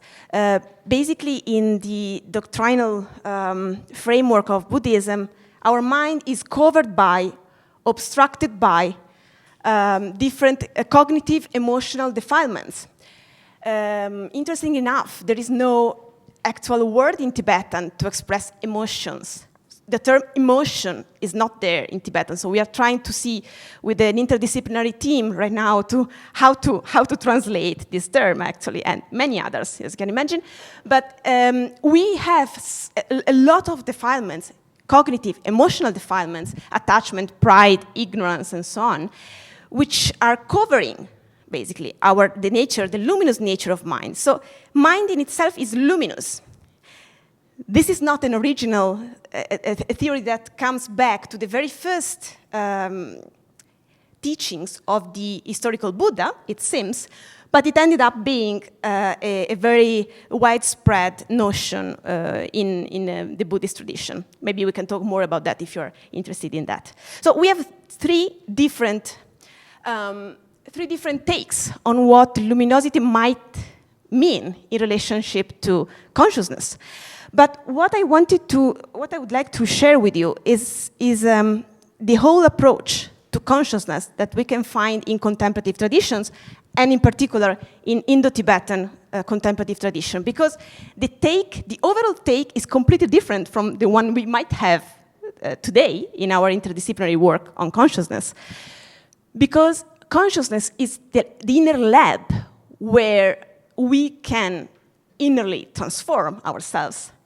And the whole tradition, Buddhist tradition, is a path philosophy, we might call it like that. So it's a way to get freed from suffering, and suffering was mentioned also, or the opposite of suffering. Happiness was mentioned in our last plenary session today. So we are encouraged to work on consciousness, and we are invited to do our own inner work. And how can we do that? Basically, we can do that, first of all, because our mind is not conceived as matter. So there are no limits to the development of mind. Mind has no special temporal limits. We can exercise it as much as possible, potentially, allegedly, until reaching the state of a Buddha, of omniscience or enlightenment, in other terms. So we are allowed to do so because mind is not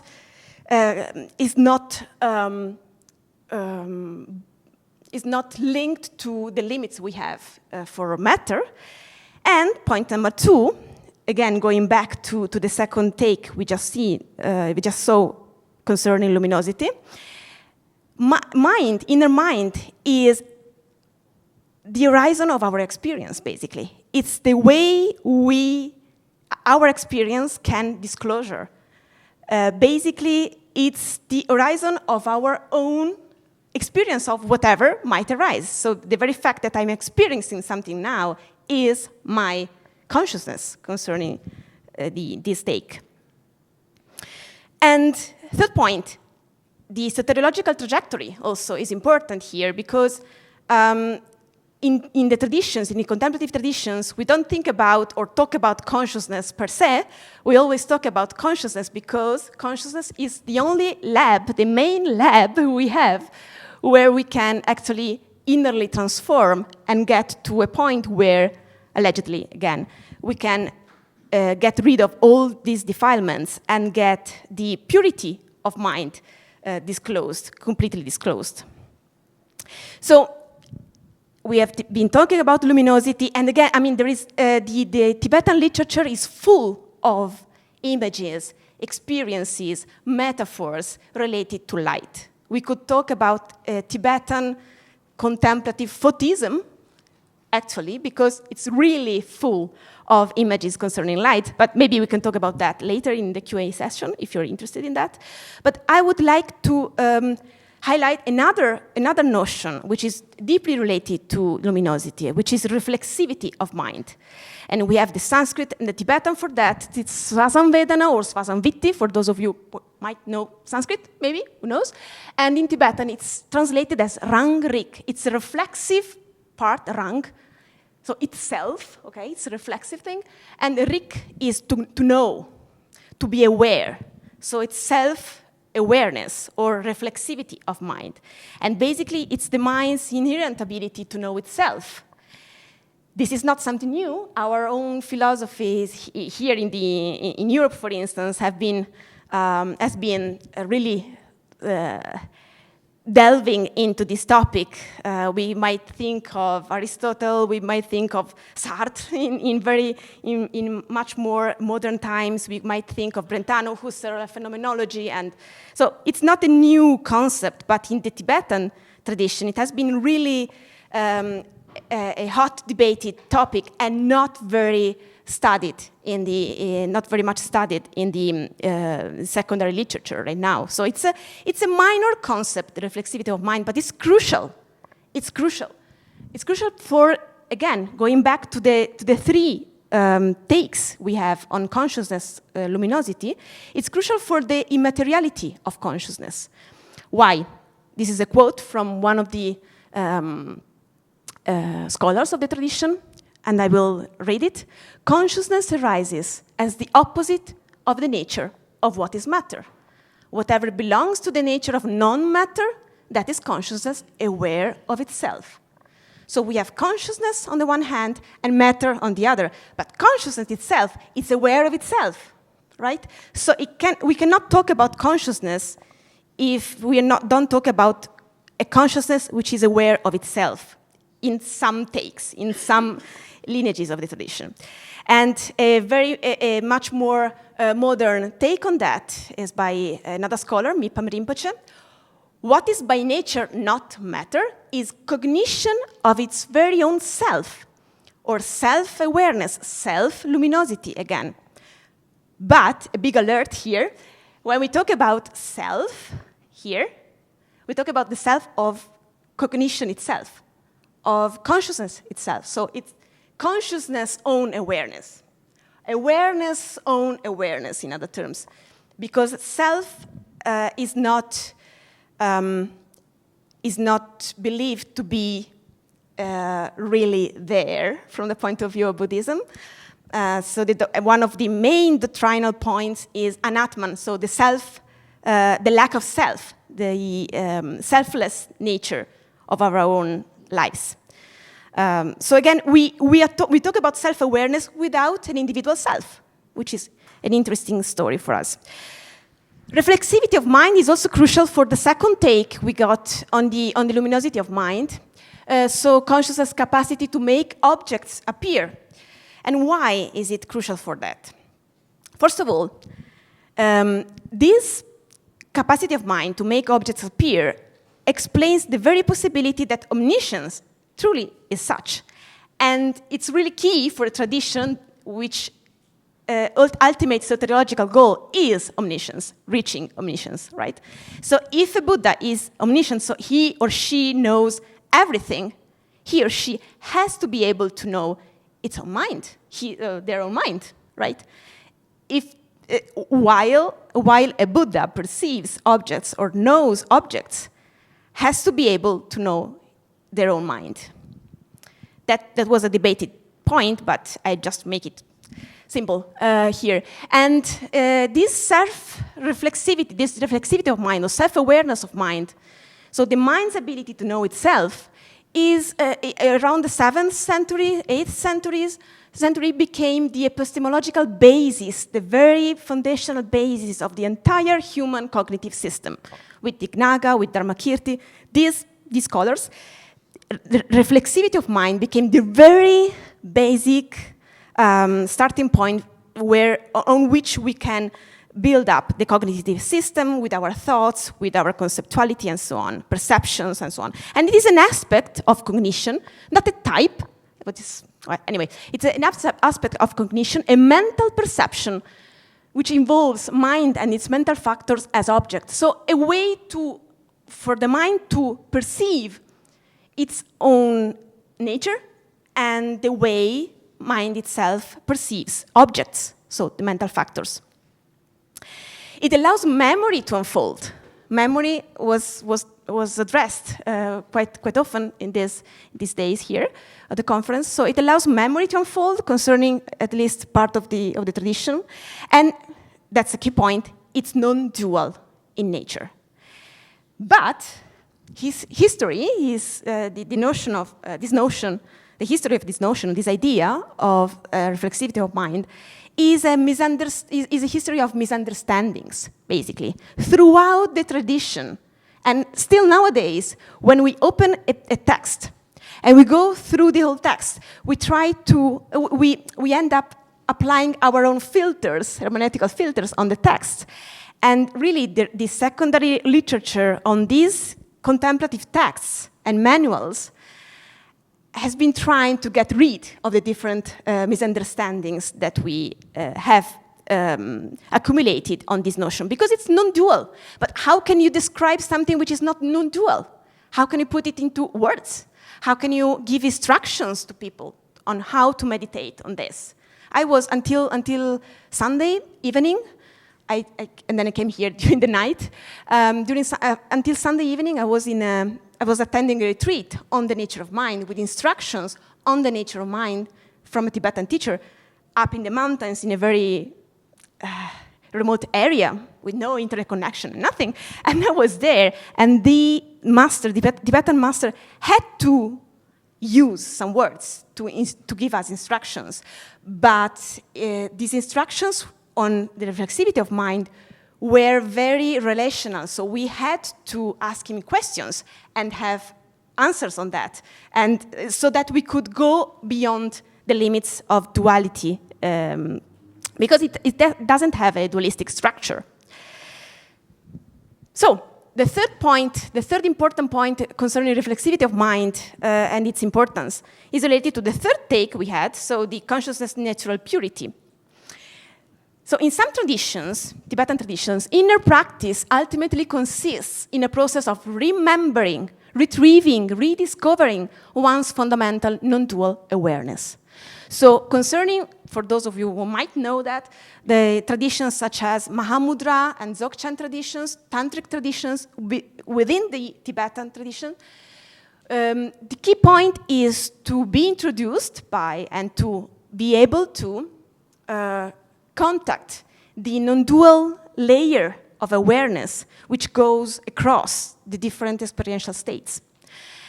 It's the most difficult thing, and it's a reflexive process.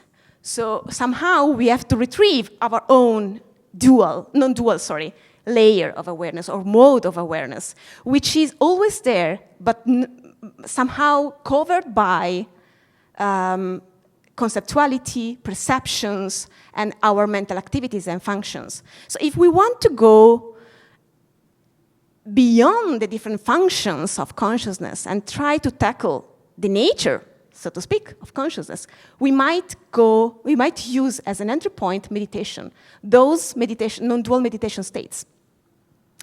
So in those traditions, the mind has to know and recognize itself. Again, self-awareness. And this enacts a very crucial shift from a dualistic mode of knowing, the one we are always immersed in, probably, to a non-dualistic mode, non-dual mode, where there is no difference between subject and object, right? Hard maybe to believe and to conceive, but maybe experientially it can be tackled somehow. So delusion arises from awareness, non-recognition of its own nature, which then gives rise to dualistic conceptual elaboration. So for some strands of the tradition, the very original nature of mind is non-dual. And then the dualistic one is derivative, is somehow the results of us losing track or getting astray somehow, not being able to recognize our own non-dual nature of experience. So the reflexivity by which awareness recognizes itself as itself, somehow, marks the soteriological distinction between samsara and nirvana, so makes the difference of us being in samsara, meaning suffering, and nirvana, meaning happiness, the one we ended the plenary sessions with, right? Looking for happiness. Okay, the real happiness is a nirvanic state, is not a samsaric state. So it makes the very difference if we recognize our awareness as our awareness and as a non-dual one. So we have these very old, ancient, difficult contemplative traditions. I mean, I live between texts, old texts and manuscripts, and contemplative practice centers, so to speak. But now we have a new turn in our interdisciplinary way to understand consciousness, basically. And I took this picture last year when I was in India, where 10 years before, last year, so 11 years ago, I ended my long stay of study there, because I studied the language there and I studied the practices with the monks. And now we have a science center, and now we have all kind of research, science research with them. So we have to talk together.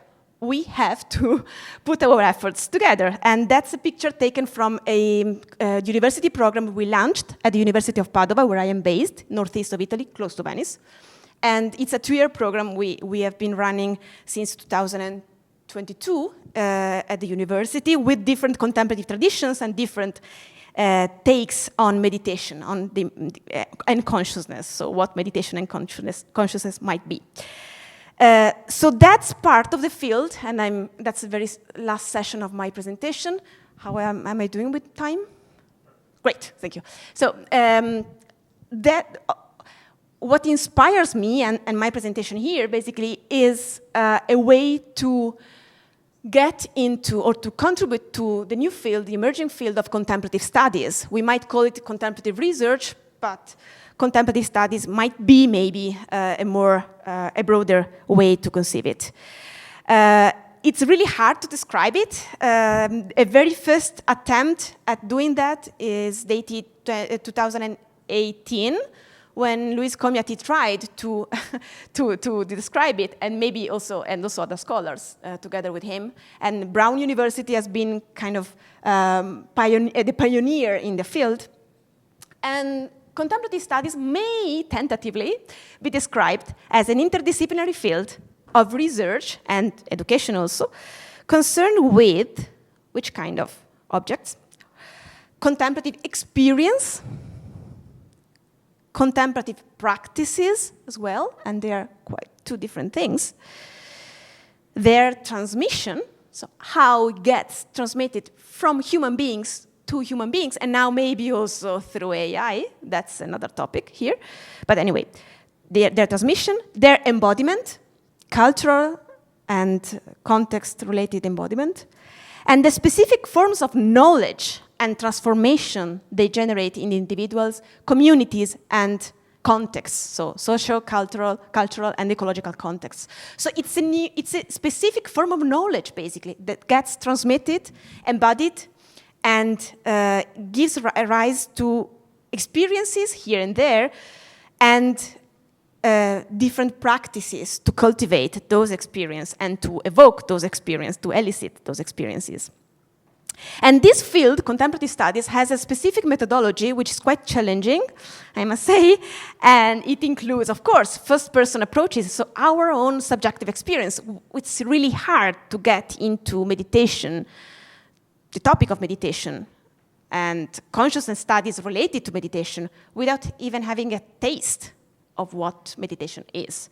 But we have to be careful in being maybe scholar and practitioners at the same time, because it's easy to get biased by that, right? So it's a delicate balance always. But first-person approaches are really key in the field. So if we have an interdisciplinary team working on the meditation phenomenon, on different aspects of it, it has to be the first-person approach has to be there somehow. So somebody has to go through, at least somebody go through meditation experiences, because otherwise, really, some studies don't really get to the right point.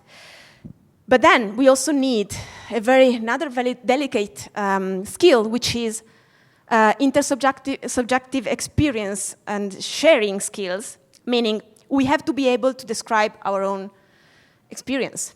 Meditators, expert meditators, seasoned meditators have to be able to describe their own meditation experiences. Otherwise, they cannot collaborate with the other scientists and the other colleagues of the studies. So we need also a vocabulary for that, a nuanced vocabulary for that, intercultural maybe vocabulary for that, but that's a whole problem. And then we have the third-person approach. I won't talk about that because it's really what we have been fed with since we were children. So the different disciplines concerning meditation and its related topics. But there is another approach, which is the most interesting one from my point of view. It is the zero-person or no-person approach. It's a subset of the first-person approach. So you can access some non-dual states via your subjective experience, so via first-person experience, the very first approach.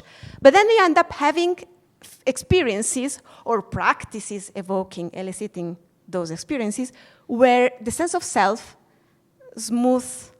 melts down, so you're embedded in a non-dual state, right? So there is no reference to or presupposition of a sense of self. And then, so we have non-dual forms of cognition, and self-awareness is really one of those forms of cognition. So we have a huge potential there, actually.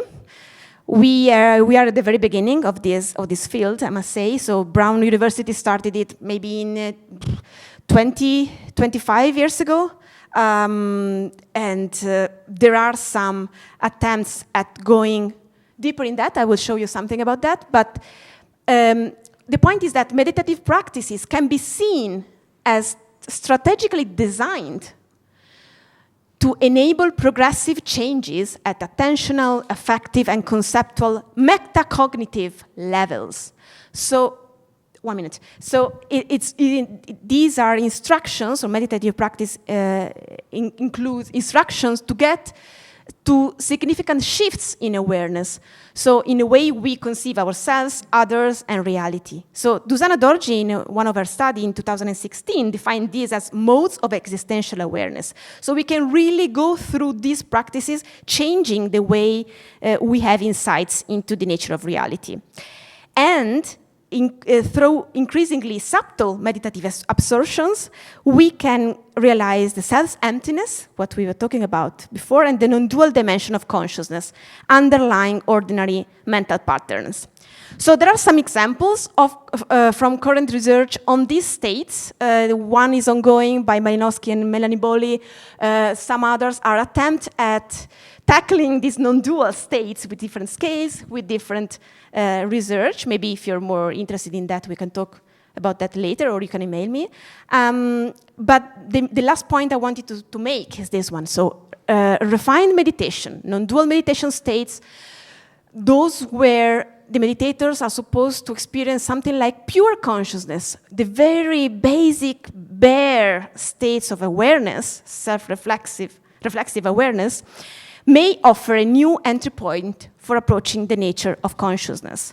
So we might actually study those experiential states of those seasoned meditators to get actually to tackle episodes where actually we could maybe get closer to the nature of consciousness itself beyond the thinking activity, perception activity, and so on. And I will conclude maybe with 10 seconds on some of the ongoing projects we have been running. So we are working on the proceedings of a conference which was titled The Elephant in the Room, so the nature of consciousness. So investigating consciousness beyond reductionism, we're working on that. We launched a new network on contemplative education, so how to implement education programs at the universities and different schools to get contemplative practices studied and embedded there. Then we launched the program, the one I mentioned to you in Padova. And that's it. These are the main projects we have been running on that. So thank you very much for your attention.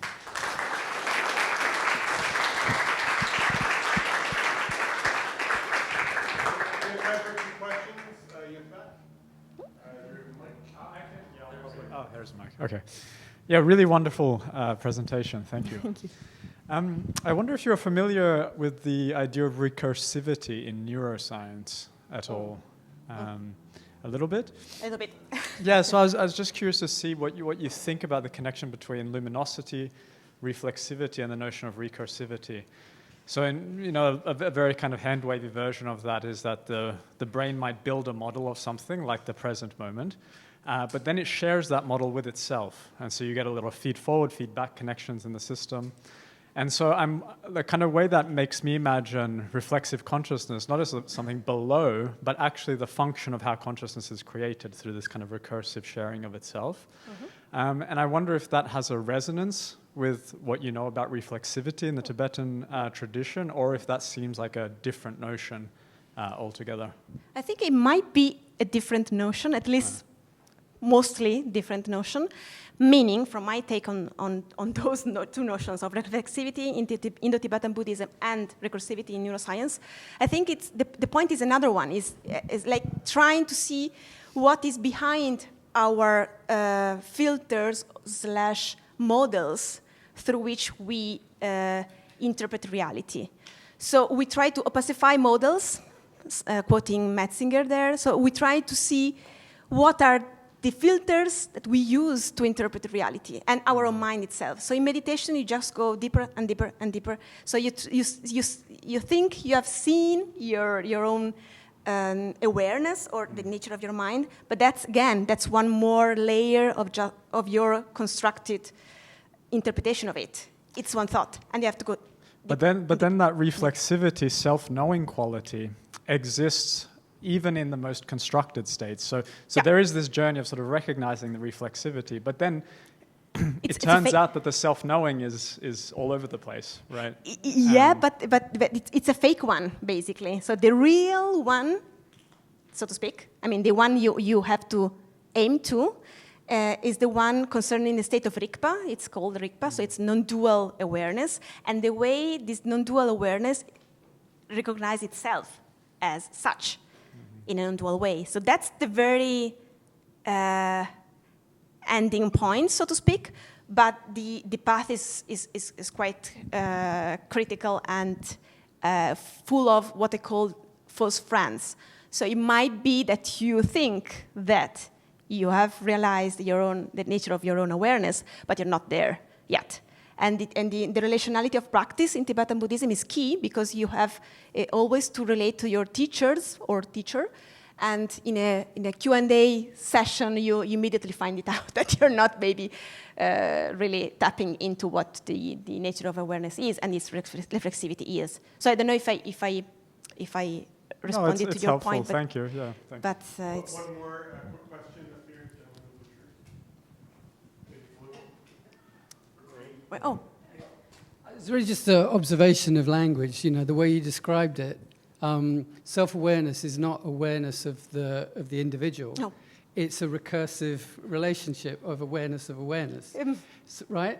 So it's like we just got to change the language. I think you mentioned language, and then it just becomes clear. It's awareness of awareness. It's not, and it's not in the first person, but in the third person. And yeah, it's not your own, but you're accessing something outside of all of us that is encompassing all of us, I think.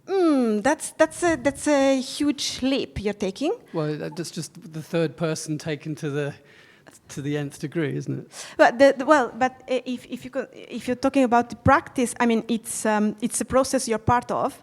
You cannot really, the recognition of awareness as awareness goes through your own experience. So you can study meditation with a third person approach, like neuroscience, cognitive science, psychology, religious studies, and so on. That's the third person approach I wanted to mention.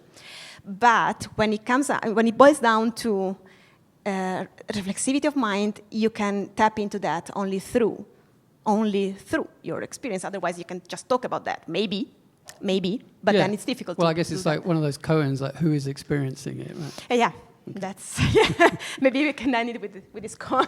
Thank you. Thank you.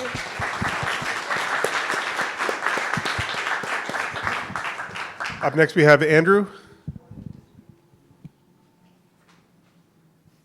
Great, thanks so much. That was really interesting. If you're in the hallway, you can come in, take a seat. Buddhism. So if you've ever been an RF engineer, you know that debugging is samsara. It is the cycle of suffering. But when your RF electronics work, it's not nirvana, actually. You're still not there. It's still samsara. Okay, my name is Andrew Cote, and I'm going to give a talk that's a little bit more relaxed on a kind of RF perspective around the cytoskeleton, really just taking this recent measurement of high-temperature superconductivity in microtubules and kind of just drawing out the implications and piecing together a little toy model. It's just for fun, very speculative. So my background, I'm not a professor at university. I'm not, I'm just like an engineer guy, basically, that worked in RF engineering. Superconducting RF cavity design, linear accelerators, a lot of RF modeling, magnet design for fusion, a few years in bioengineering at Chiang Zuckerberg Biohub. You might recognize me from Twitter. That's like, just some people know me from that. These days I have a company called Hyperstition Incorporated, exploring this kind of premise, whether consciousness can influence the outcome of probabilistic systems in thermodynamic processes, like in material science and crystal formation. And that's obviously a very difficult thing to raise money for, so what I spend most of my time doing actually is producing Deep Tech Week, which is a conference. So you're all welcome to come to Deep Tech Week. It's an example of vibe engineering. So before the superconductivity, for those that haven't heard this, microtubules actually have been measured to have a very wide variety of very interesting electrical properties. People have measured these to be memristors, nonlinear transmission line elements. They have certain inductance. They're also conductors when in solution.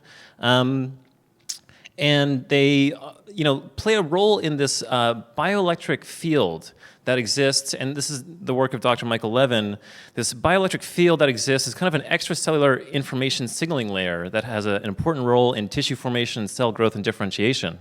Interestingly enough, oscillating microtubules also produce electromagnetic fields. And so here is my diagram of a Yagi antenna made of microtubules. So this mental model of the cytoskeleton as a very active RF network that has interesting electrical properties, I think is a useful heuristic that has some degree of conceptual leverage. Now, here's the question. Are they also superconductors? I would have thought no. But In 2023, Mikenko at the University of Oslo measured superconductivity in self-assembling microtubules.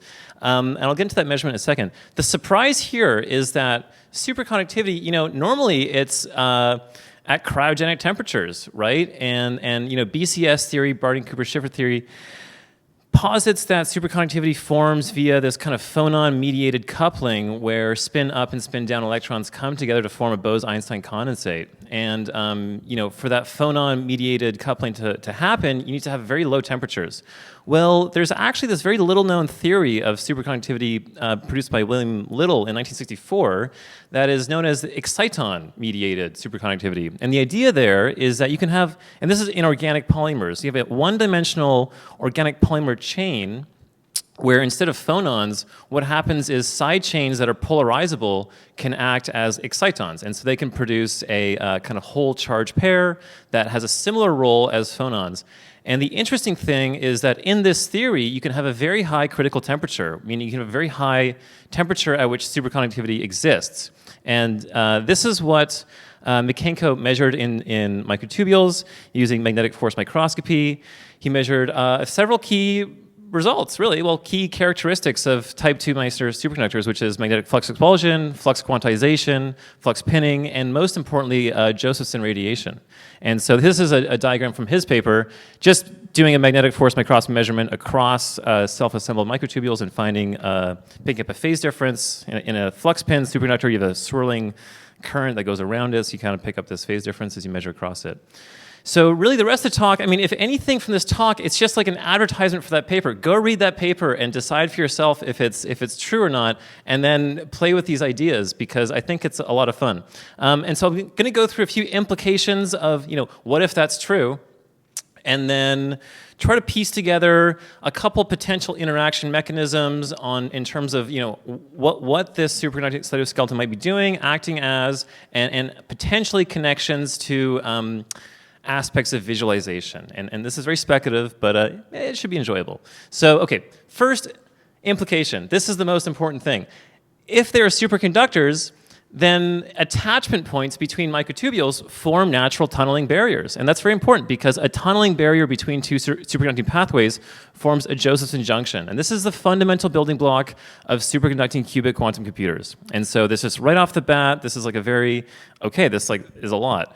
So you have a very low effort schematic of what this means. So you have like two conducting current pathways, possibly a microtubule associated protein cross-linking them together, and that forms a resistive junction.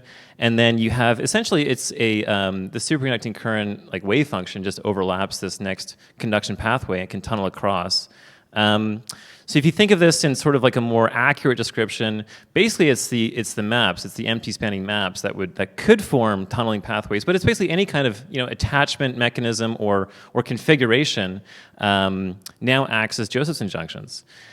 Okay, so the second implication is that microtubules in a free solution would experience Lorentz forces under any external EM field, right? Because they're going to pick up current in their conductors. They're also that current is traveling charges in the magnetic field, experience Lorentz force.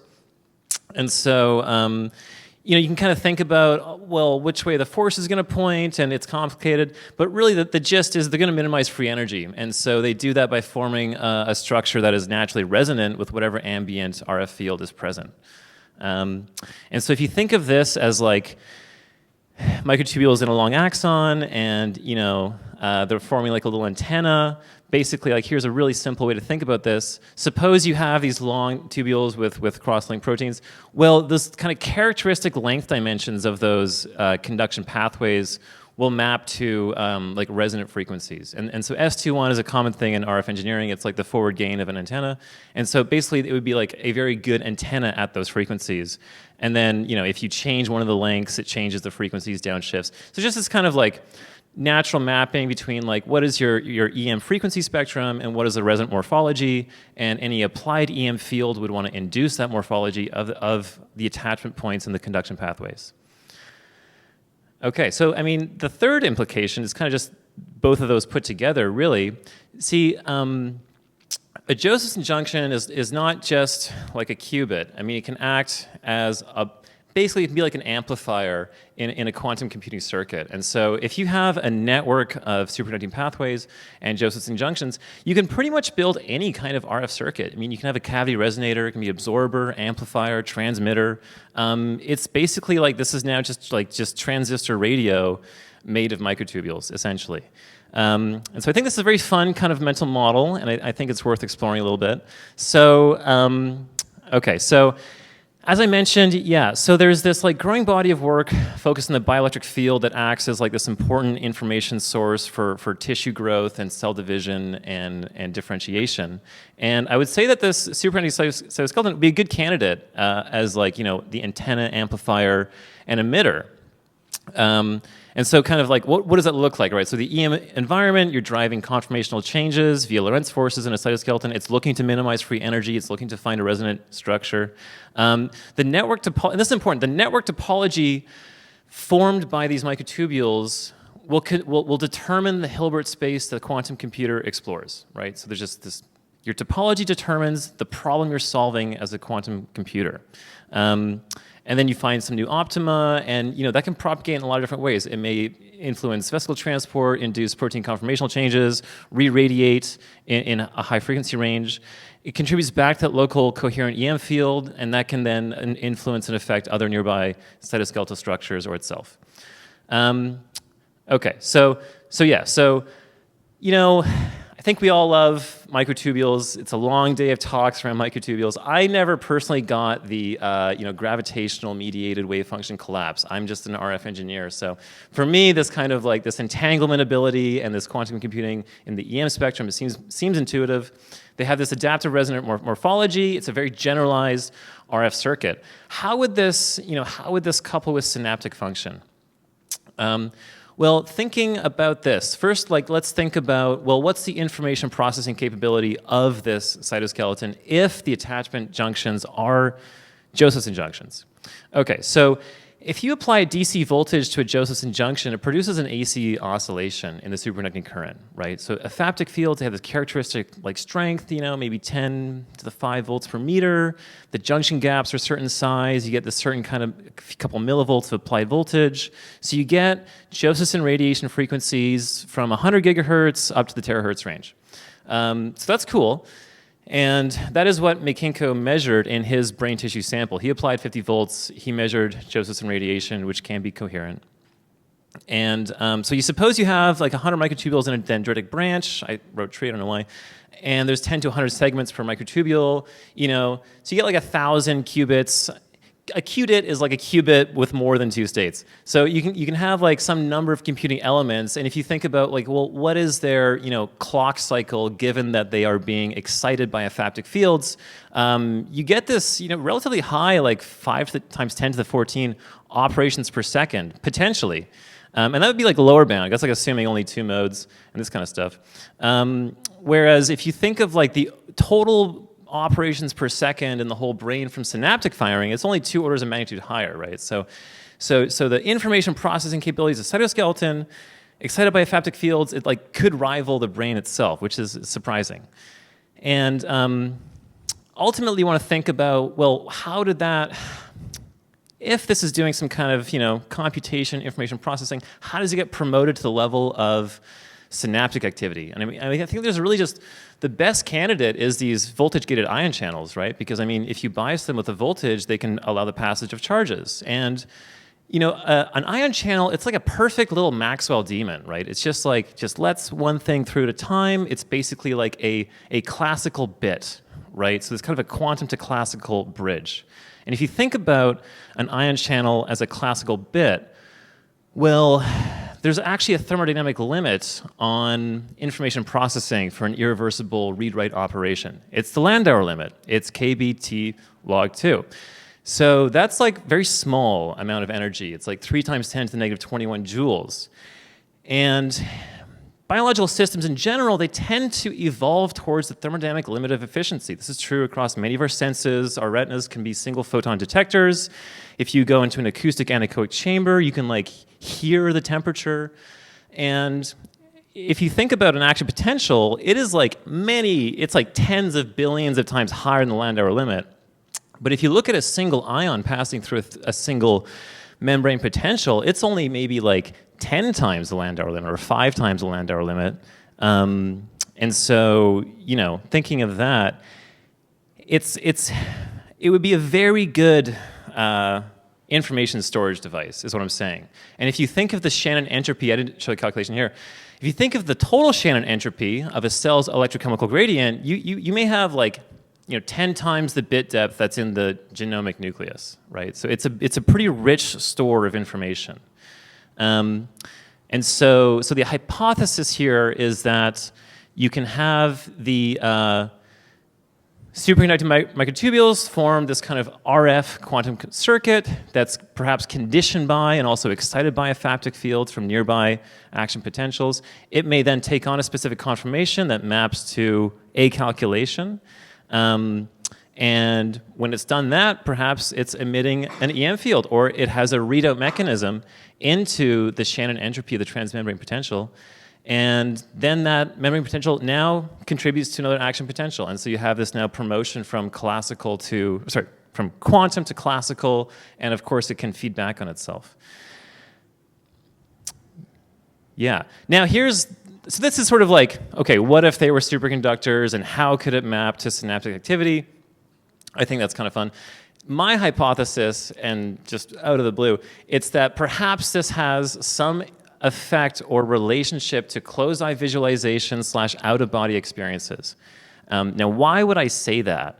Well, there's a little bit of biomedical research. I would say it's related, you know, maybe it's supporting, it at least doesn't deny outright. But it's a study looking at the excitability of synaptic activity under 3 different types of anesthetics. Ketamine, xenon, and propofol. Okay, and so people, you know, take the anesthetic and then they undergo transcranial magnetic stimulation and they kind of measure what happens. So xenon and propofol, they act on ligand-gated ion channels to reduce synaptic activity by reducing membrane responsiveness. So they essentially latch the neuron to a specific state. I mean, it's a kind of simplification. Or they hyperpolarize it. I mean, it's less modulatable. You've kind of like clamped the read in out mechanism of the Shannon entropy of the transmembrane electrochemical potential. Ketamine doesn't do that, actually. It induces unresponsiveness by acting as a non-competitive NMDA blocker. So it doesn't hyperpolarize neurons. It just blocks long-range excitatory signaling. And why does that matter? Well, people that are unconscious from ketamine have really vivid visualization-like dreams upon waking. And so there's some internal visualization process that continues, and you don't get that if you prevent the membrane from being influenced, I guess. And there's this other element that's, I mean, this is now, you know, further afield, but come on, we're probably all there at some point. And it's that the Josephson junctions have a natural interaction with a quantum vacuum. And if you were to read into these out-of-body experiences in which your visualizations somehow transcend the boundaries of space and time, often people come to the quantum vacuum, to zero-point energy, to this sort of like entanglement of space-time. And, you know, Josephson junctions are one of the few devices we have engineered to actually show interactions with the quantum vacuum. And there's a couple that I can mention. One is the dynamic Casimir effect, okay? So fast modulation of Josephson junction boundaries can cause real photon emission from the quantum vacuum. Another is that Josephson junctions in a cavity resonator, like if they were part of a superconducting cytoskeleton, those resonator modes can be excited by the quantum vacuum, and then they can emit photons via coupling to a qubit state. And so, you know, it's possible for distant Josephson junctions to also become entangled via quantum vacuum modes. And so this thing where people undergo out-of-body experiences, their body's unconscious, they're having really intense visualization processes, you know, what are actually biophysical mechanisms that could couple with the quantum vacuum, and what are ways that information could be stored in an accessible state that then later is available to synaptic cognition is kind of like this idea, I guess, that I'm trying to get across. And yeah, I think that's about it. I have a cool experiment that I'm going to try to work out at some point if I get my friends at Chan Zuckerberg to go with me here. It's really this question around, can particular EM frequency spectrum induce a resonant morphology in a cytoskeleton? I mean, that doesn't really prove the superconducting part, but I think it's interesting because if the cytoskeleton is performing some kind of quantum computation, there's always a question of like, what is that computation, right? And if the EM spectrum of the environment induces some resonant morphology, then it's a source of information such that that computation is this Cartesian product of the observer with the environment, right? Where that information about the environment is being accessed by EM radiation, it's conditioning this morphology, and yeah, I think that would be cool. And yeah, I have this like crazy paper that like touches on other stuff. If you want to scan that, you can read more. That's about it. So thanks for listening. And I guess, yeah, I have a couple questions or time for a couple questions. Sorry. First quick question. For the Josephson junction idea, so if you have two, let's assume that microtubules connect to superconductors and they're separated by maps. How close would they need to be? Have you looked at the distance and whether that's feasible to set up a Josephson junction? No, I have not looked at that. That's a good thing to look at, yeah. Yeah.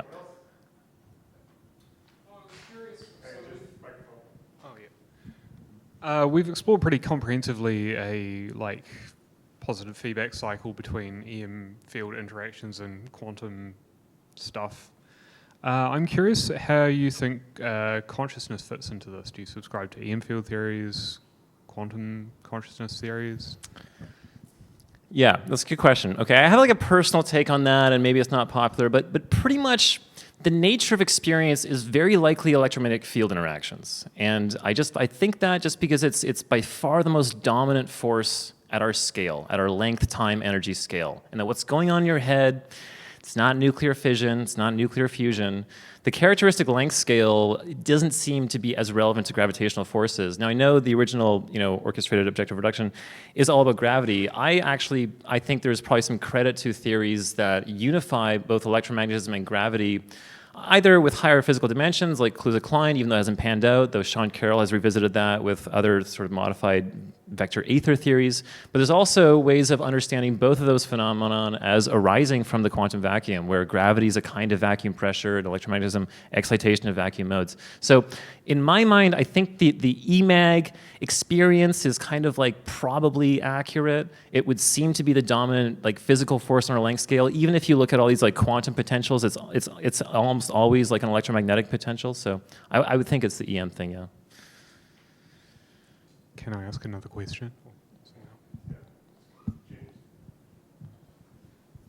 Yeah, so if the brain's a quantum computer, which I rather like as a theory, since I'm trying to build one, how would you get in and out? So if you look at a Google computer or an IBM one, you have these copper wires and so on.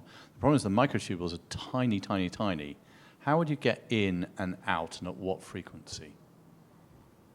Your name can be on the patent, of course. So what do you mean in and out? Input and output. I want to get an input into this system and get an output out of this system, but I want it to be quantum. Oh, I mean, it's entangled photon emission and absorption, right? I mean, necessarily. But the microtubules are way smaller than a photon wavelength, so you've got an engineering problem to solve. Discussion, beer later, stew over it. Yeah, it's interesting. I mean, how the interior of the mind entangles with the exterior environment is interesting, and it may not occur through the senses. And there may be aspects of this sort of extended electrodynamics that is an emergent field positing connections between gravity and electromagnetism in this field called electrogravitics. And now this is now in the realm of like, oh, that's debunked physics or that's lame or something. But I'm like, you know what, man, like reality is weird as hell. So there's a lot of stuff around here around sort of longitudinal waves that you can think of as like longitudinal waves in the quantum vacuum that can travel at different kinds of velocities and can pass through solid matter. And it's supported by this kind of Abramovich-Bohm experiment showing that the potential is the most fundamental thing, not the fields itself. And so whether those potentials can interact with the mind, I think is interesting. I would just say that any one sort of formalism is like a heuristic that has conceptual leverage over a certain regime of physical parameters. And I don't know if we have like a complete physical theory that can rule out, oh no, actually, you know, electromagnetic phenomena cannot penetrate under any circumstances. This is not really a good answer, but I would just say it's like probably that's an okay answer. I mean, I was telling everyone yesterday, remember, fish have telepathy, right? Most fish can electromagnetically signal to each other in the ocean. We just never managed to keep it going on land. So it's not completely outrageous. Unfortunately, I don't think it happened, but it's not completely outrageous. Anyway, I've spoken enough. Okay, yeah. Any more questions over here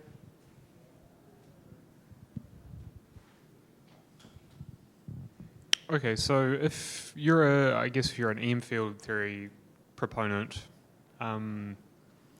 where do you think consciousness is concentrated within the brain? And like, I mean, I'm currently experiencing some kind of bound conscious experience.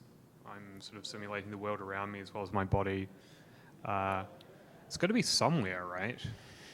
Yeah, it's an interesting question. I think the verbal linguistic modeling process in which I have an object self that I put as an object in the environment and then I construct relationships using language, I think that occurs in the brain. I don't think consciousness, I don't think awareness, I don't think sensation and experience itself is only localized in the brain. I think experience extends throughout your body. And I think actually some aspects of emotion, experience, and intuition are from the electromagnetic field your body's producing that couples with things in the environment. And I think we have a lot of vernacular to describe this. So, you know, so in the things I just described here, like a single cell is conscious, right? And like a plant cell has a degree of consciousness. And this is also something implied by just the original vanilla, Hameroff Penrose theory. I could be keen to keep talking about this later, but I'm here to hang out. I haven't eaten anything today. Any last questions? All right, thank you very much for attending. Let's thank all the